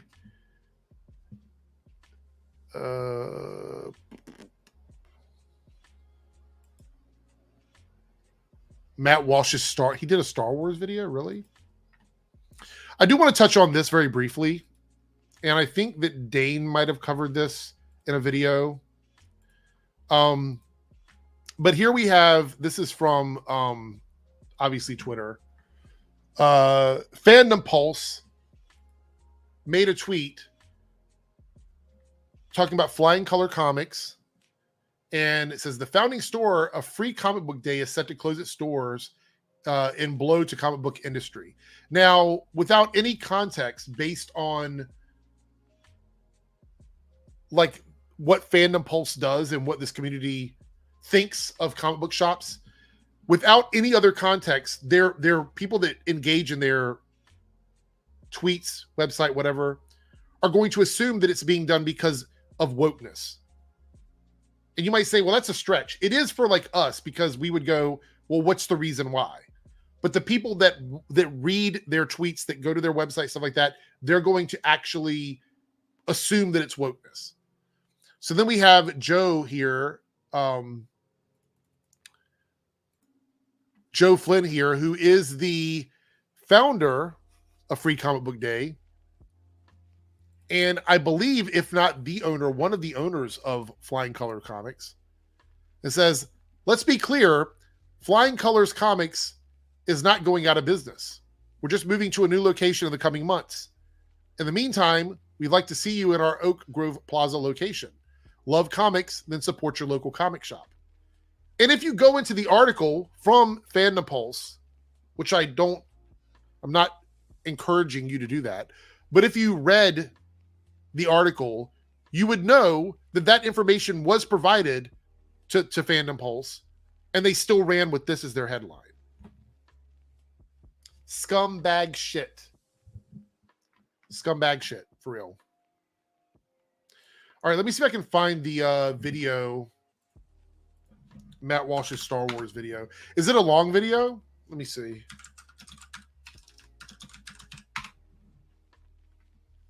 Let's see. What do we got here? Does anybody remember what it's called? It says from a couple days ago. Let me go to his YouTube.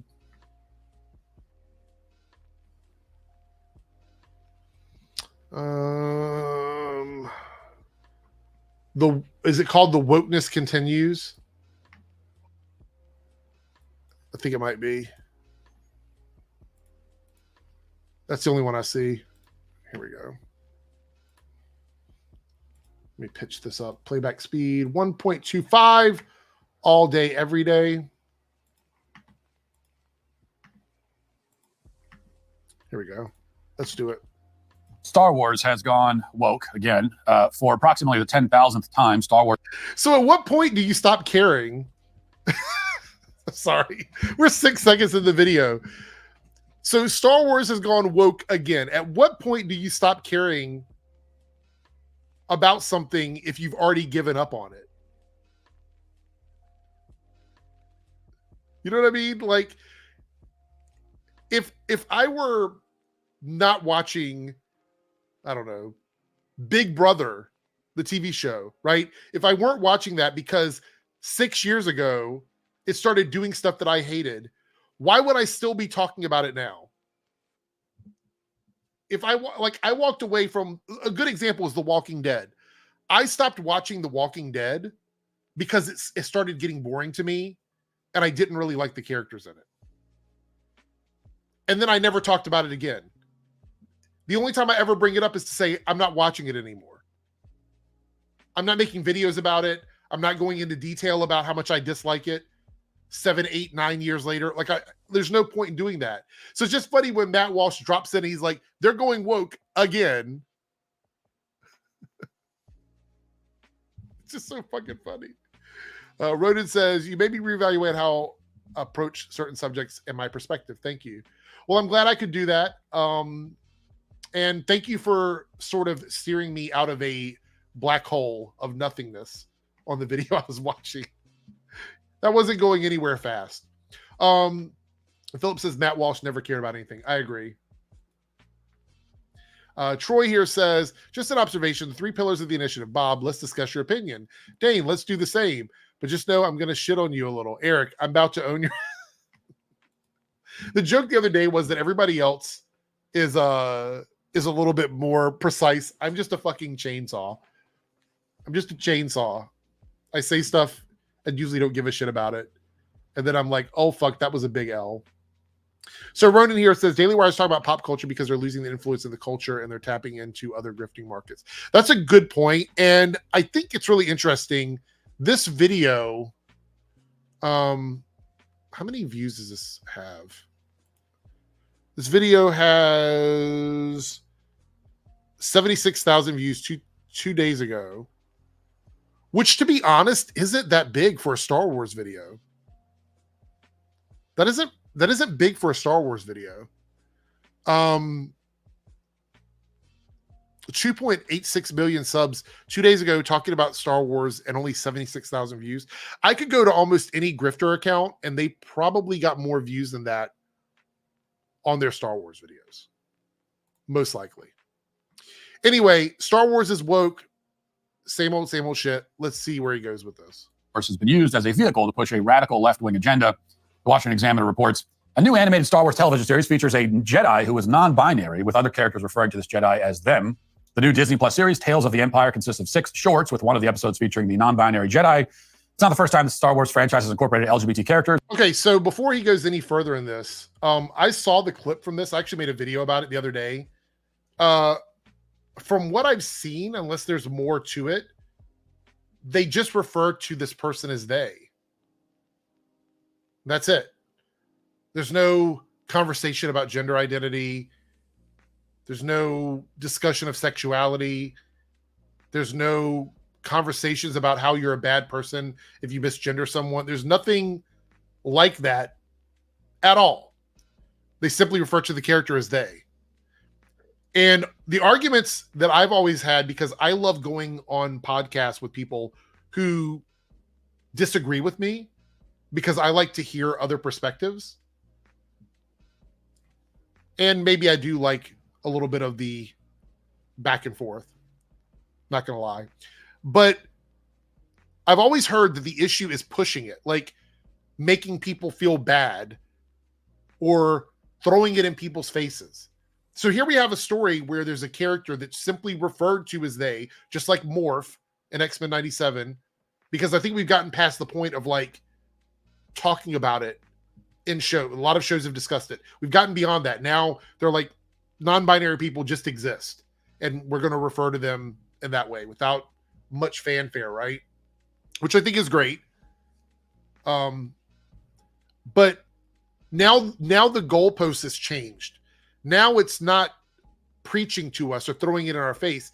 It is simply a non-binary character existing in a world where someone correctly addresses them. Now that's the problem. It's just the existence of a non-binary person is a problem now. He made a 11-minute video about this, almost 12-minute video about this. As 2 female characters were shown kissing at the end of the 9th film in the franchise. The scene was cut when the film was released in Singapore and Dubai. In 2021, Lucasfilm unveiled 2 But do you have a problem with that? You guys don't like censorship. So do you agree with censorship? Like, even if you don't like seeing it, maybe you are bigots, maybe you are prejudiced or whatever, you don't like seeing it. Do you agree with the censorship of cutting something out of a piece of art, even if you don't agree with it? That would be my question, would be, how do you feel about that? Are you okay with that? Because then if you are, that would make you pro-censorship, but hypocritically pro-censorship. Transgender non-binary characters in its comic book series titled Star Wars: The High Republic. Now, that is, of course, a very abbreviated roundup of the wokeness in the Star Wars universe. And we'll get... Well, give us more then. You got 12 minutes. You don't have to abbreviate it. You can make this video as long as you want. Back to that point in a moment. But first, let's watch this scene featuring the non-binary they-them Jedi. Watch. Then come with me.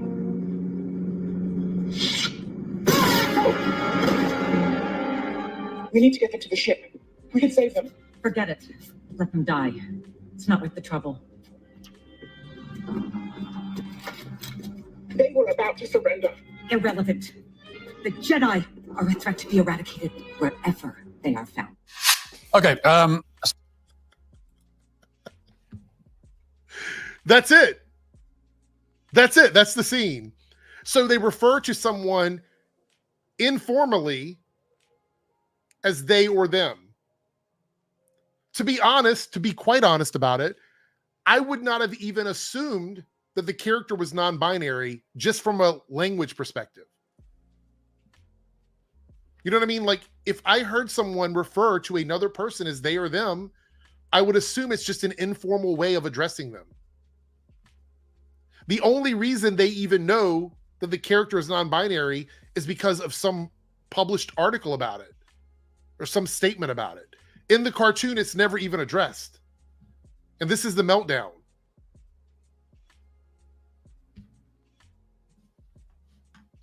Wow. So apparently the non-binary Jedi is about to die. And I don't know if there's a miraculous recovery after this. I'm not sure what happens. We're left in suspense about the fate of the non-binary Jedi. And I have to keep referring to this character as the non-binary Jedi because I'm not sure if it's actually male or female. you could just refer to them as they. You don't have to keep saying non-binary Jedi. You could call them the Jedi, they, them. Like, you don't have to keep saying non-binary Jedi. I guess it's neither of those, biologically speaking, because it's a cartoon. But in any event, I find this line to be pretty funny. She says, "Let them die." She doesn't care if the non-binary Jedi dies, and yet even as she expresses that level of disdain, she still makes sure to respect the pronouns. So, or hear me out, it could be informal because they don't know if the character is man, woman, non-binary. They don't know. You said you don't even know. You watched the same scene that we watched, and you're like, I can't tell. It's an informal way of addressing someone when you don't know who they are, what they are. And once you find out, then you just refer to them as whatever pronouns they ask you to refer to them as. It's really not that difficult. So you watched the same scene that we watched, and you said you couldn't tell, but somehow the characters in the scene are supposed to know as well. Hold on. This person's on the ground. Let me ask what their gender is. They're villains. They don't care. It wasn't about respecting pronouns. It was an informal referral to the character on the ground. Wow. So she'll leave you to wither and die, cold and alone and forgotten in the dirt, but she would never dream of using a pronoun you don't like, which is actually a perfect summation of woke ideology and pretty funny in this context, although it becomes a lot less funny when you consider the fact that this propaganda is in a children's show. What propaganda? Where in that clip was there any discussion about someone being non-binary? Where did that happen? I'm searching for it. It's like the Where's Waldo of queerness. Where in that clip did they talk about that character being non-binary? Nowhere. So now your idea of propaganda is just calling someone they, them. But supposedly progressive people are fragile. And as for that propaganda, the good news is that people are officially sick of it. The Daily Wire reports this morning, quote, "A new poll shows Americans overwhelmingly want Disney to return to family-friendly, wholesome entertainment and stop making programming about sexuality and pushing its LGBTQ." So where was the sexuality in that clip?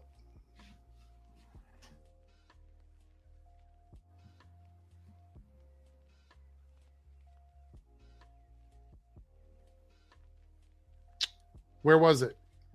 Where was the sexuality in that clip? I didn't see any sexuality in that clip. No one talked about it. Wasn't discussed.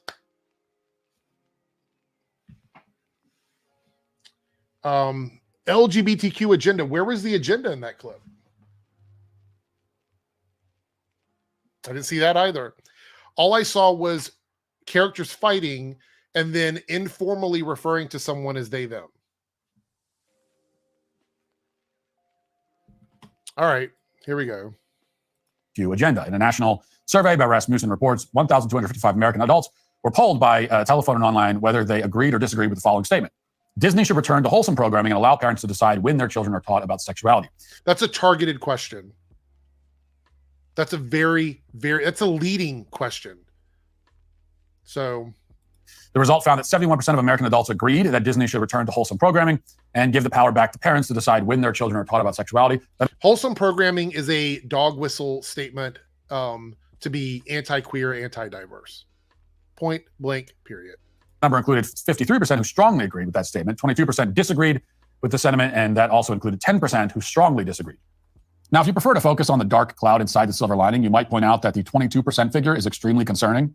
Sure, 71% of American adults got the answer right, but 22% don't want Disney to put out wholesome content? Or they could have been trolling you because the question is a leading question. They could have been trolling you because that question was not a question asking for actual legitimate answers. It was a question to try and get pieces of propaganda on your side pushed out like this. Because what you're doing is actually propaganda. The stuff that in the clip that you showed from Star Wars was not. But what you're doing is actually propaganda. So 22% of adults are actively opposed to wholesome content for children. Now, you might say that that's the real headline here, but the good news is that that trend seems to be heading in the right direction. Quote, the result of the poll appears to be a shift of 20% in the culture in 2 years over the entertainment giant's agenda to include gay and transgender characters in children's programming. In 2020. So it's just the inclusion. It's just the inclusion of gay and transgender characters. So we're not talking about actual inappropriate content for younger viewers. We're talking about actively gatekeeping queer people from being present in media. That's a pretty big deal. It's a pretty big deal. Rasmussen reports asked 1,000 American adults via telephone and online if the emphasis on inclusion and diversity by companies like Disney was making children's entertainment better or worse. 45% said that the push for inclusion is making kids' entertainment worse, while 28% of American adults believe the emphasis on DEI issues by Disney is making children's entertainment better. So the interesting thing here is that the number of adults who actively want this kind of woke brainwashing in their children's show has stayed almost the same, dropping slightly from 28% to 22%. Yet you have this massive shift on the other end, and that shift happened because of the middle. In that poll in 2022, 18% said that the propaganda isn't affecting the quality of the product at all, and another 10% weren't sure. So it seems that this chunk, the nearly 30% who couldn't make up their mind or refused to admit that any of this matters, they've been convinced otherwise. Did you ask the same exact people? Was it the same people, or was it a different group that was asked? I don't know. I'm not disputing that the numbers weren't the numbers that were like published, but I would love to know the details on the group that was polled for this. After seeing how far the wokeness has gone, can your savings weather another? Matter of fact, let me check something quickly.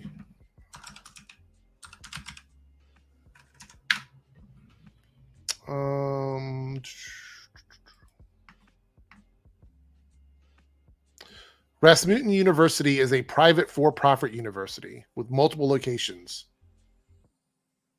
Minnesota, Illinois, North Dakota, Wisconsin, Florida, and Kansas. All right. So I'm going to assume that the base that they're asking these questions to are in those areas. So the results of that poll do not surprise me, actually. I'm actually surprised that the DEI stuff and everything was as high as it was, to be honest. Or economic storm. Think about what you've put away for the future. Inflation can render cash worthless, and real estate can crash as it did in 2008. During times of economic uncertainty or market volatility, investors tend to flock to gold as a safe haven asset. Its value tends to increase during turbulent times, providing a buffer against market downturns. That's why people are flocking to gold now, and why Birch Gold is busier than ever. Birch Gold understands that navigating financial decisions can be daunting. That's why they're 9898 to talk to 989898 subjected to it. Okay, so people will be like, oh, why do you call it a grift? That was an example. He's making an anti-woke video about Disney, and in the middle of that video, he has a sponsor that is giving him a cut of money for this product that he's shilling, and he's doing it to an audience of people who are clicking in to this culture war stuff.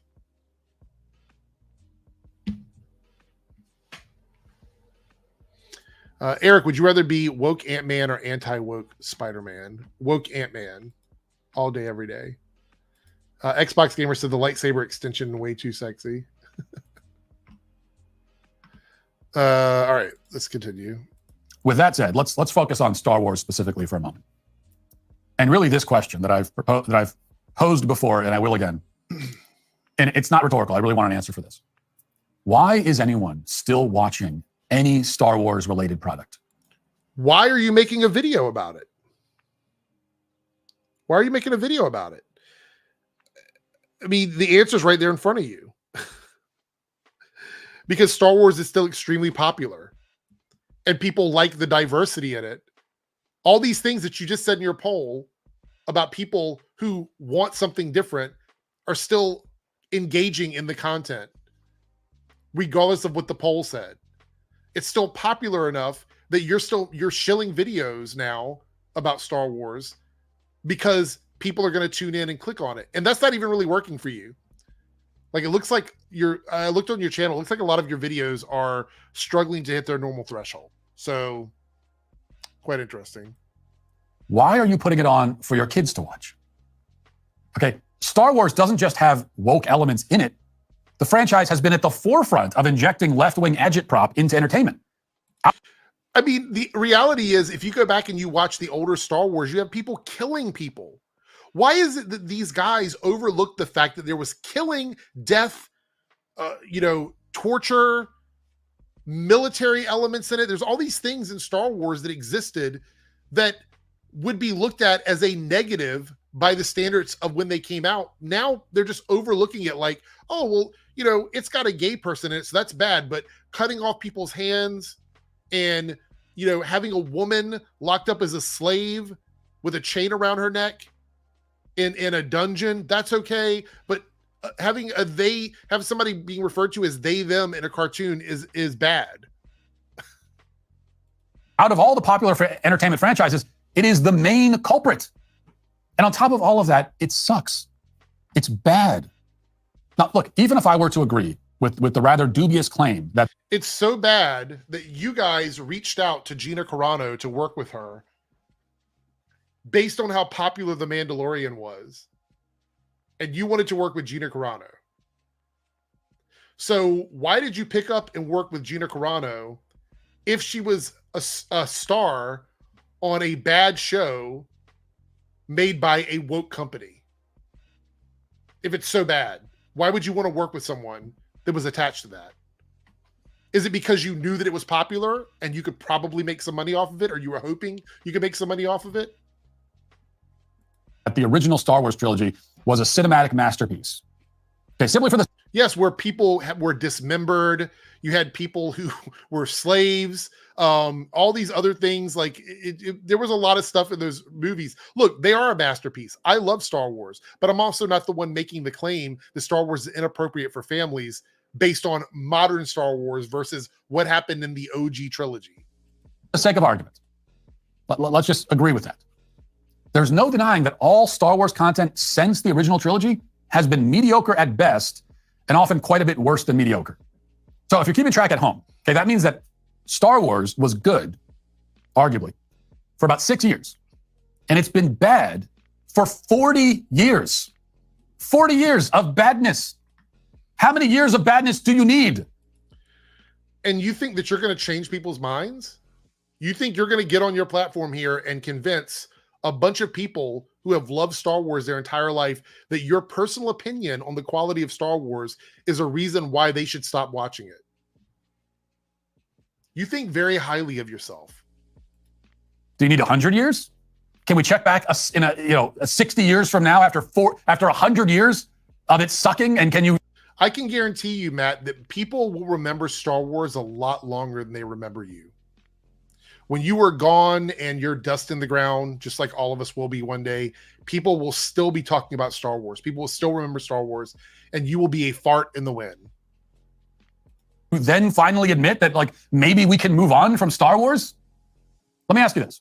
If you went to a restaurant in 1983 and you had a delicious meal, but every meal you've had at that restaurant since then has tasted like reheated dog vomit, would you still be going to that restaurant? How much? That's not an accurate comparison. That's a completely different discussion to be had. Yes, there is a discussion of quality there, but the two mediums are completely different. You're talking about like consuming entertainment versus sitting down and eating a meal. It's not the same thing at all. Garbage would you let that place shovel into your mouth before you got the message? At what point does everyone stop eating at that restaurant that has served nothing but bad food for 40 years straight? Why is a restaurant even still in business with that kind of track record? The original chef who made the good meal for... Because art is subjective, and there are people that still love Star Wars. There are people that are still spending money on Star Wars. Do you realize that the last 3 movies made over $4 billion? You're sitting here arguing about quality when clearly there are people that like it, that are going out and seeing it. This is like a Cope video. This is a Cope video from Matt Walsh. Years ago, doesn't even work there anymore. He's gone. And even he forgot how to cook before he left. And now there's nobody in the kitchen who knows how to cook. They can't even work the stove.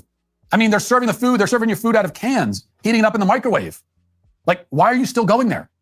And even worse, as they serve the bad food that they heated up in the microwave, they lecture you.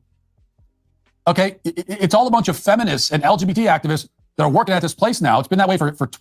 So show me a clip on Star Wars, any of the Star Wars TV shows, movies, whatever, where there's a queer person lecturing you about something. Show me the clip. If you're going to make the claim, you've already shown a clip earlier from the animated series. Show me the clip where someone in the show has actually lectured people on things. Any of them. Mandalorian, Kenobi, Boba Fett, or any of the shows have like a queer person lecturing people about queer topics and queer subjects. Just show me one. I'm not talking about what people say off the clock. I'm not talking about how someone believes things personally or things they do when they're not working with Star Wars. I'm talking about the finished product when people go sit down and watch these movies or these TV shows. Show me a clip. 20 years at least, and they hate you. All of the employees openly despise you. That's hyperbole. Yet they will happily take your money and wag their fingers in your face and scold you. Where? Citation. Show me the clip. Show me the money. And then serve you a bowl of like microwaved canned corn and charge you exorbitant amounts of money for it. Like the food isn't even bad in a creative or imaginative way. It's not even like they're trying to cook up new, interesting culinary creations and failing. That's exactly what's happening, though. That's exactly what's happening. If they haven't changed anything and they're trying to be new and creative with it, if they're not doing that, then they would just be making the same stuff they were always making. So you're saying that they're not trying anything new or creative? That's absolutely what they're doing. And they're not always going to hit the mark on it. It's not always going to happen. But clearly there's more hits than misses for them. They're not even trying to be creative. They're not trying at all. They're just serving up the same slop over and over and over again. And they're doing it with a scowl. They are coming over and just ladling out the microwaved corn and cussing in your face. It's like, this has gone on for too long, Matt. Like, you have been in this whole analogy now since like the 7-minute mark, and we're almost done with the video. Really? This is a real serious cope session. I hate you. I despise you. You piece of garbage. Here's your corn. And you're sitting there like, thank you. How much will that be? Oh, $67? Well, sure. And here's a 40% tip as well. Keep coming back and giving them your money. Why?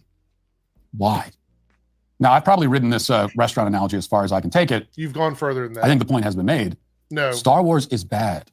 The quality is bad. The writing is bad. The acting is bad. Even the special effects have gotten worse over time somehow. Star Wars has been bad for longer than I've been alive. And now it's... The thing about it is that you have someone like Matt Walsh who has no personality whatsoever. He has no personality. So when you compare that to like someone like Gary Nerdrotic, who I don't like, okay?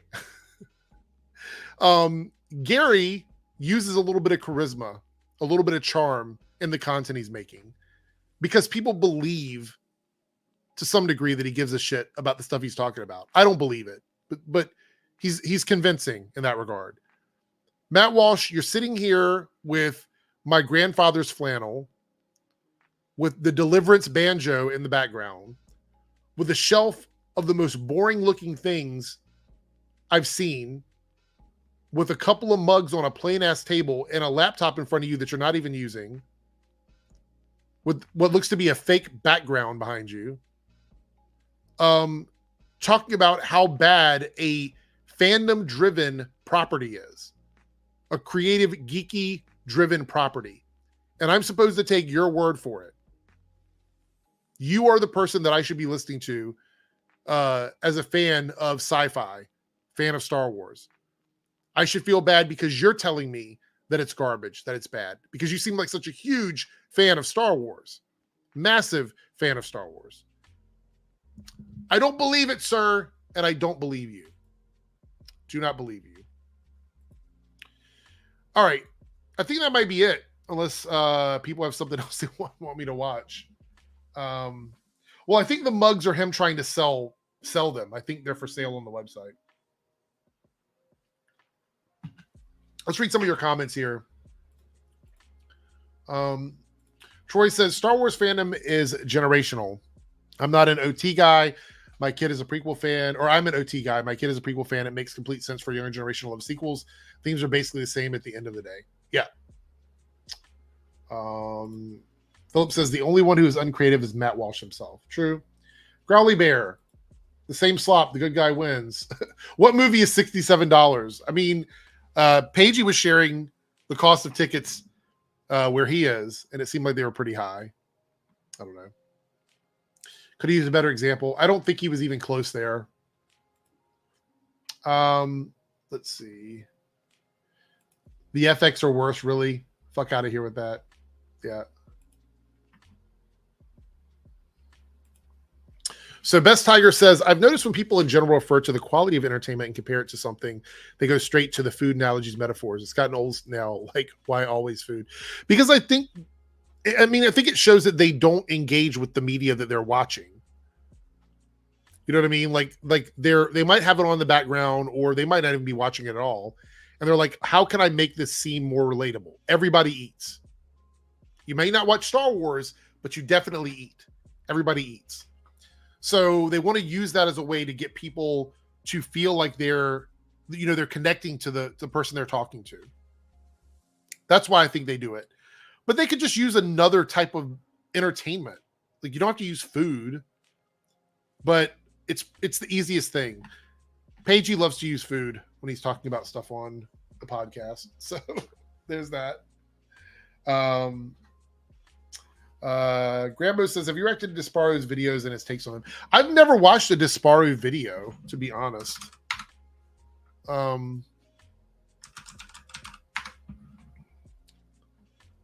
Let's see.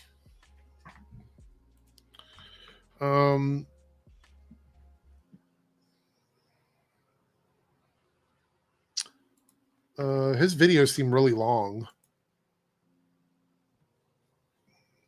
20 minutes. I can't do 20 minutes. An hour? Can't do that. Cannot do that. He doesn't do live streams? Or does he have like a live stream channel? Oh, I guess he does Twitch for live streams. A lot of Velma stuff. Like, who the fuck is watching Velma anymore? I don't know anybody that liked that show. Not one person. I actually take that back. There was one person who was like defending Velma on Twitter. One individual person that I follow.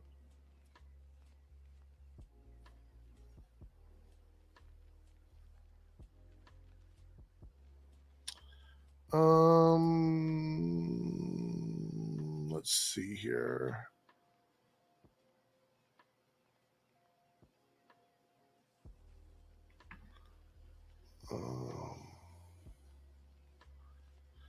I don't know. I don't see any short videos of Disparo that I can talk about. They seem like they're all really long. I don't have an issue with longer videos, but I don't want to react to like a 25-minute video. I won't make it all the way through it, to be completely honest. Just to be honest about it. Let's see. What do we got here?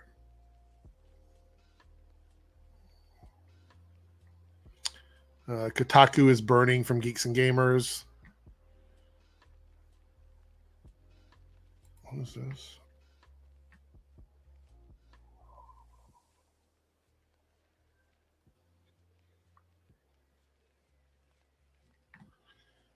Yeah, apparently Eric July is going back to singing again. He's got a teaser out for his new music video or something.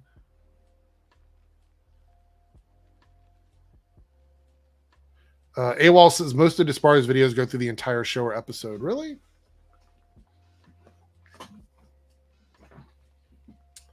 Let's see.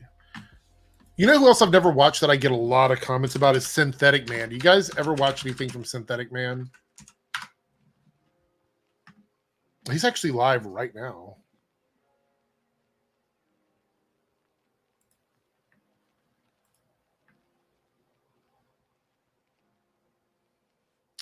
Oh my God. Why are these videos like so fucking long? I can't even watch it like to react to it. Like an hour?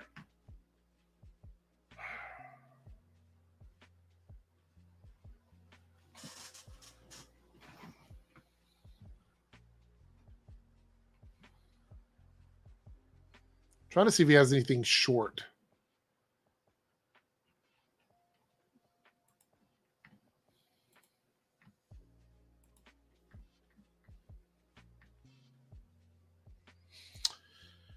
Let's see. Let me I'll show you guys my screen here.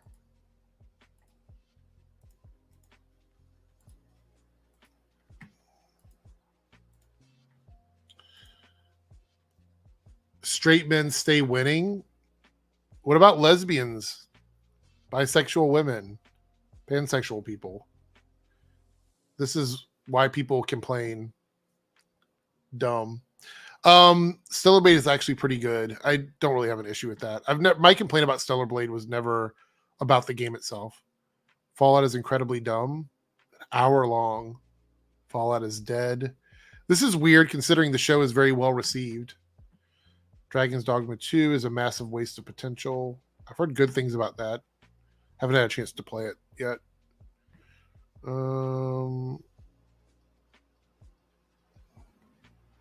Let's see. Yeah, these are all really long videos.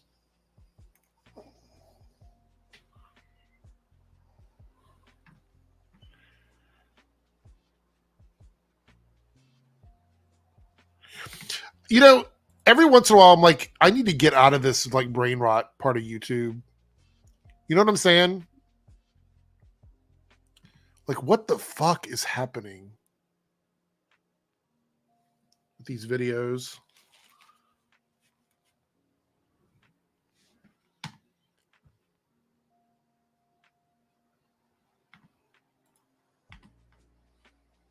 I don't know. Let's see here.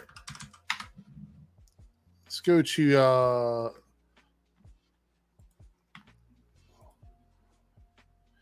yeah, I can't do that right now. Let me go over here to Saltier Than Crate. See what they have going on. Hold on.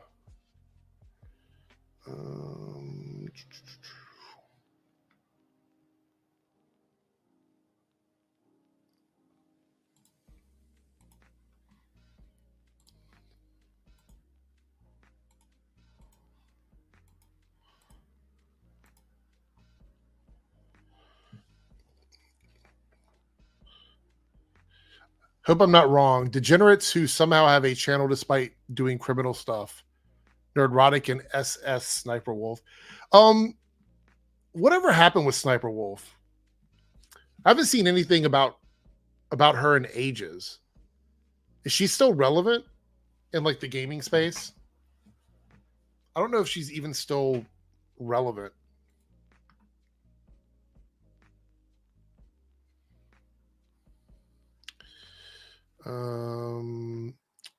Warner Brothers to release new Lord of the Rings movie, The Hunt for Gollum, in 2026. Peter Jackson to produce and Andy Serkis to direct.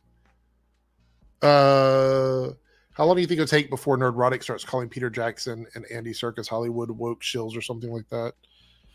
Is this the My Precious? WB gets a point for fucking with Amazon, but hell no. So wait a minute. I thought these guys liked Peter Jackson.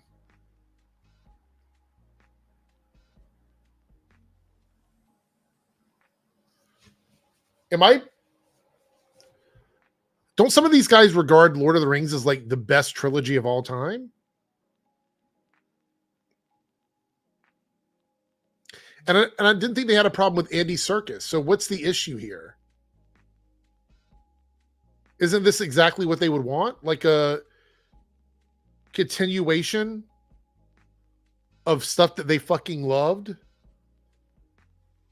Peter Jackson, Andy Serkis, the gangs, the bands getting back together?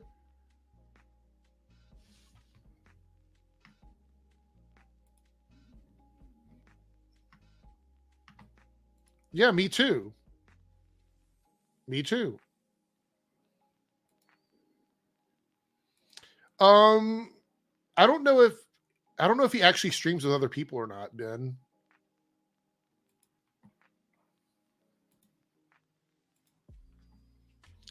I'm a little confused about the skepticism on the Lord of the Rings new movie directed by Peter Jackson and Andy Serkis. I mean, I can understand from ROP fans, but those who have always loved the trilogy shouldn't be so negative about it. We know Peter Jackson is going to be faithful. It's not Peter and the rest I worry about. It's Hollywood. They do not deserve the benefit of the doubt. Props for fucking with Amazon, though. I mean, this goes back to what the fuck I've been saying all along, is that they don't care about making better content. They don't care about making Hollywood better. They benefit financially and clout-wise from things being bad. This is why I call them anti-fans, because they're not actually fans. Paigey will tell you, War Stew, there was a period at time when I was watching the Flash TV show that I got so myopic and pedantic about stuff that I started hating things in the show that didn't really mean anything. And I was almost going down that dark path. I was really close to taking a turn down that dark path. And then I just was like, nope, not going to do it. Troy says, as a DJ myself, I'd be down with the technical music stream if you want to get away from the rod, although that probably won't serve the almighty algorithm. Great shout out to another DJ. I DJed on Twitch a few times, but even that's becoming more difficult. Apparently now they're going to have to start like spreading money out to the labels as well over there. So, yeah. So Peter Jackson and Andy Serkis are from the OG trilogy.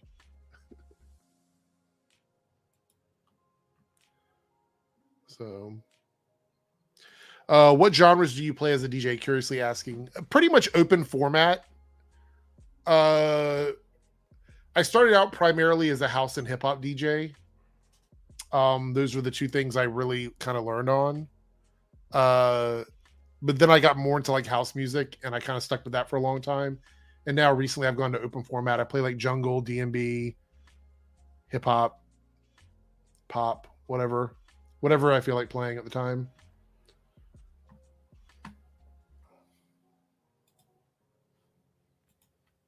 Let's see. What else do we have here? Snyder Bros hate everything. What is this one? Not bigger, but this is definitely a downgrade. Oh, yeah. Talking about Rick Flag.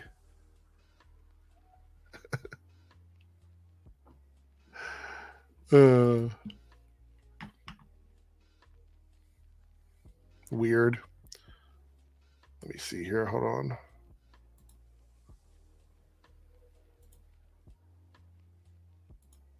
I'll do that. I should probably do this. It makes it a lot easier to see stuff.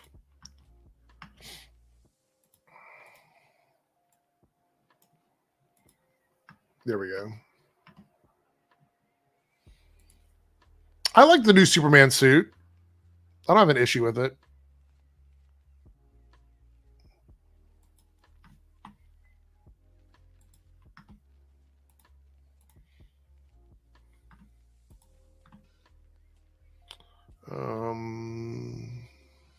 Let's see. I saw a lot of people losing their minds over this.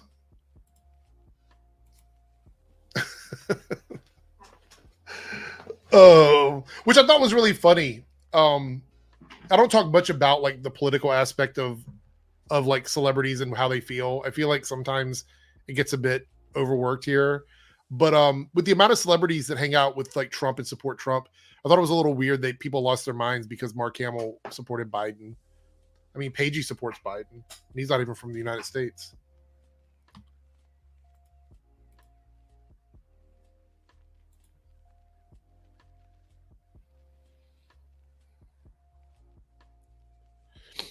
Let's see.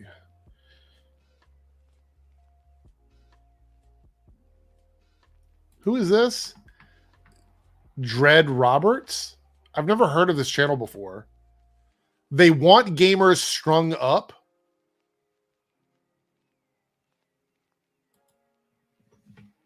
What? Never seen this channel before. Warhammer artist demands gamers and fam strung up as Kotaku fires writers. Editor plays defense. I'm on Twitter a lot. I don't remember seeing anything about this. This is news to me. I don't know what that channel is either. All right, what does this say? Critical drinker, of course. Kind of hate Tolkien. He took everything beautiful about Celtic and Germanic paganism and made it uglier. Critical drinker says your ability to completely misunderstand Tolkien's work is genuinely impressive. I don't know about that. I'm not a huge Lord of the Rings fan, so I don't have much of an opinion when it comes to that.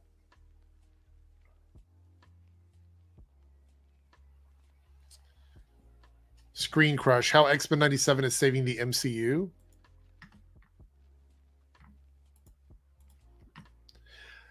How do y'all feel about this? About the whole like X-Men, Deadpool saving the MCU stuff? How do you feel about it? I've said before, I don't think there's any saving to be had, but it's definitely re-energizing the fan base. I think people are getting more excited about this stuff now. I feel there's a push, like a much bigger energy in the fandom this year. And I think a lot of it has to do with just the fact that we wanted a proper like X-Men movie for a long time. And I think X-Men 97 is actually delivering on that. So I think it's just reinvigorated the fan base. I don't think it's saving anything.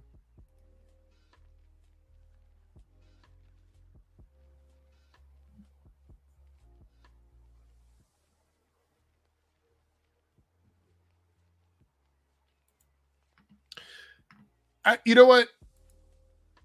I'm not going to read the first part of that because obviously YouTube will be upset about it. But PDF file, gun cultists coping so hard they're gaslighting themselves into liking this garbage cosplay. It will look good in action. James Gunn first Superman image looks like AI, and the suit doesn't fit, but it does. It just moves like real clothing. That's the thing, is the top is meant to look like a regular sort of top, like shirt.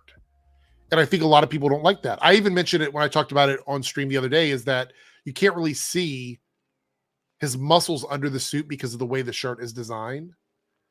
And some people are not going to like that. And I did hear someone say it looks like AI. It didn't look like AI to me, but maybe I'm just off about it.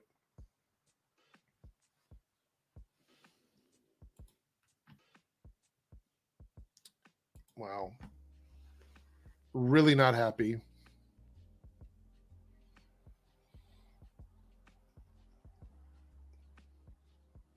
Okay, what is this cartoon? I finally found it after 15 years. A scroll of truth. Every demographic has bad people, especially including yours. Bigots.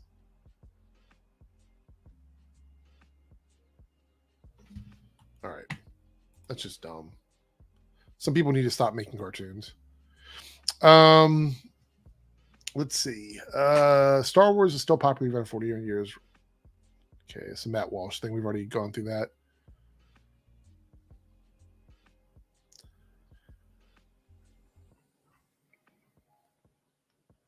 Shad. Kingdom of Planet of the Apes. Boring. Did he do like a... I feel like Shad did this thing where he spent a day doing like this. Like, this was him. He was like...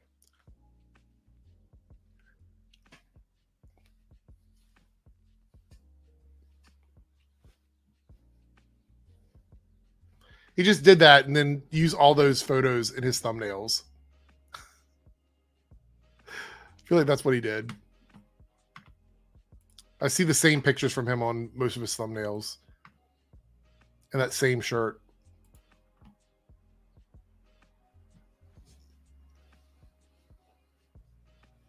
Man.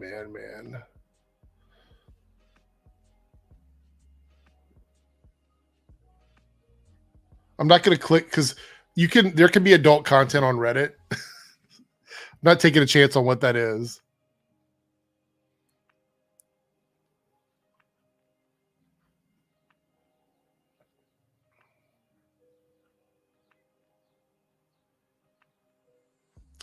Yeah, I think we're done with this. There's not much else to share on there. All right. I'm getting out of here. Thank you all for hanging out with me. Like I said, I apologize about the lack of videos this week. I really try to do one video a day, but I've had a really busy week. And I'm going to be out tomorrow. So I may release one of the videos I recorded that I did not upload yet. I've got a couple of them that I just haven't released. We'll see. Anyway, thanks everybody for being here, and I will see everyone later on. Thank you, Staggervore. Thank you, Byron. AWOL, thanks a lot. Thanks everybody for being here. And yeah, Growly Bear, no problem. Take care, and I will see you later. Bye.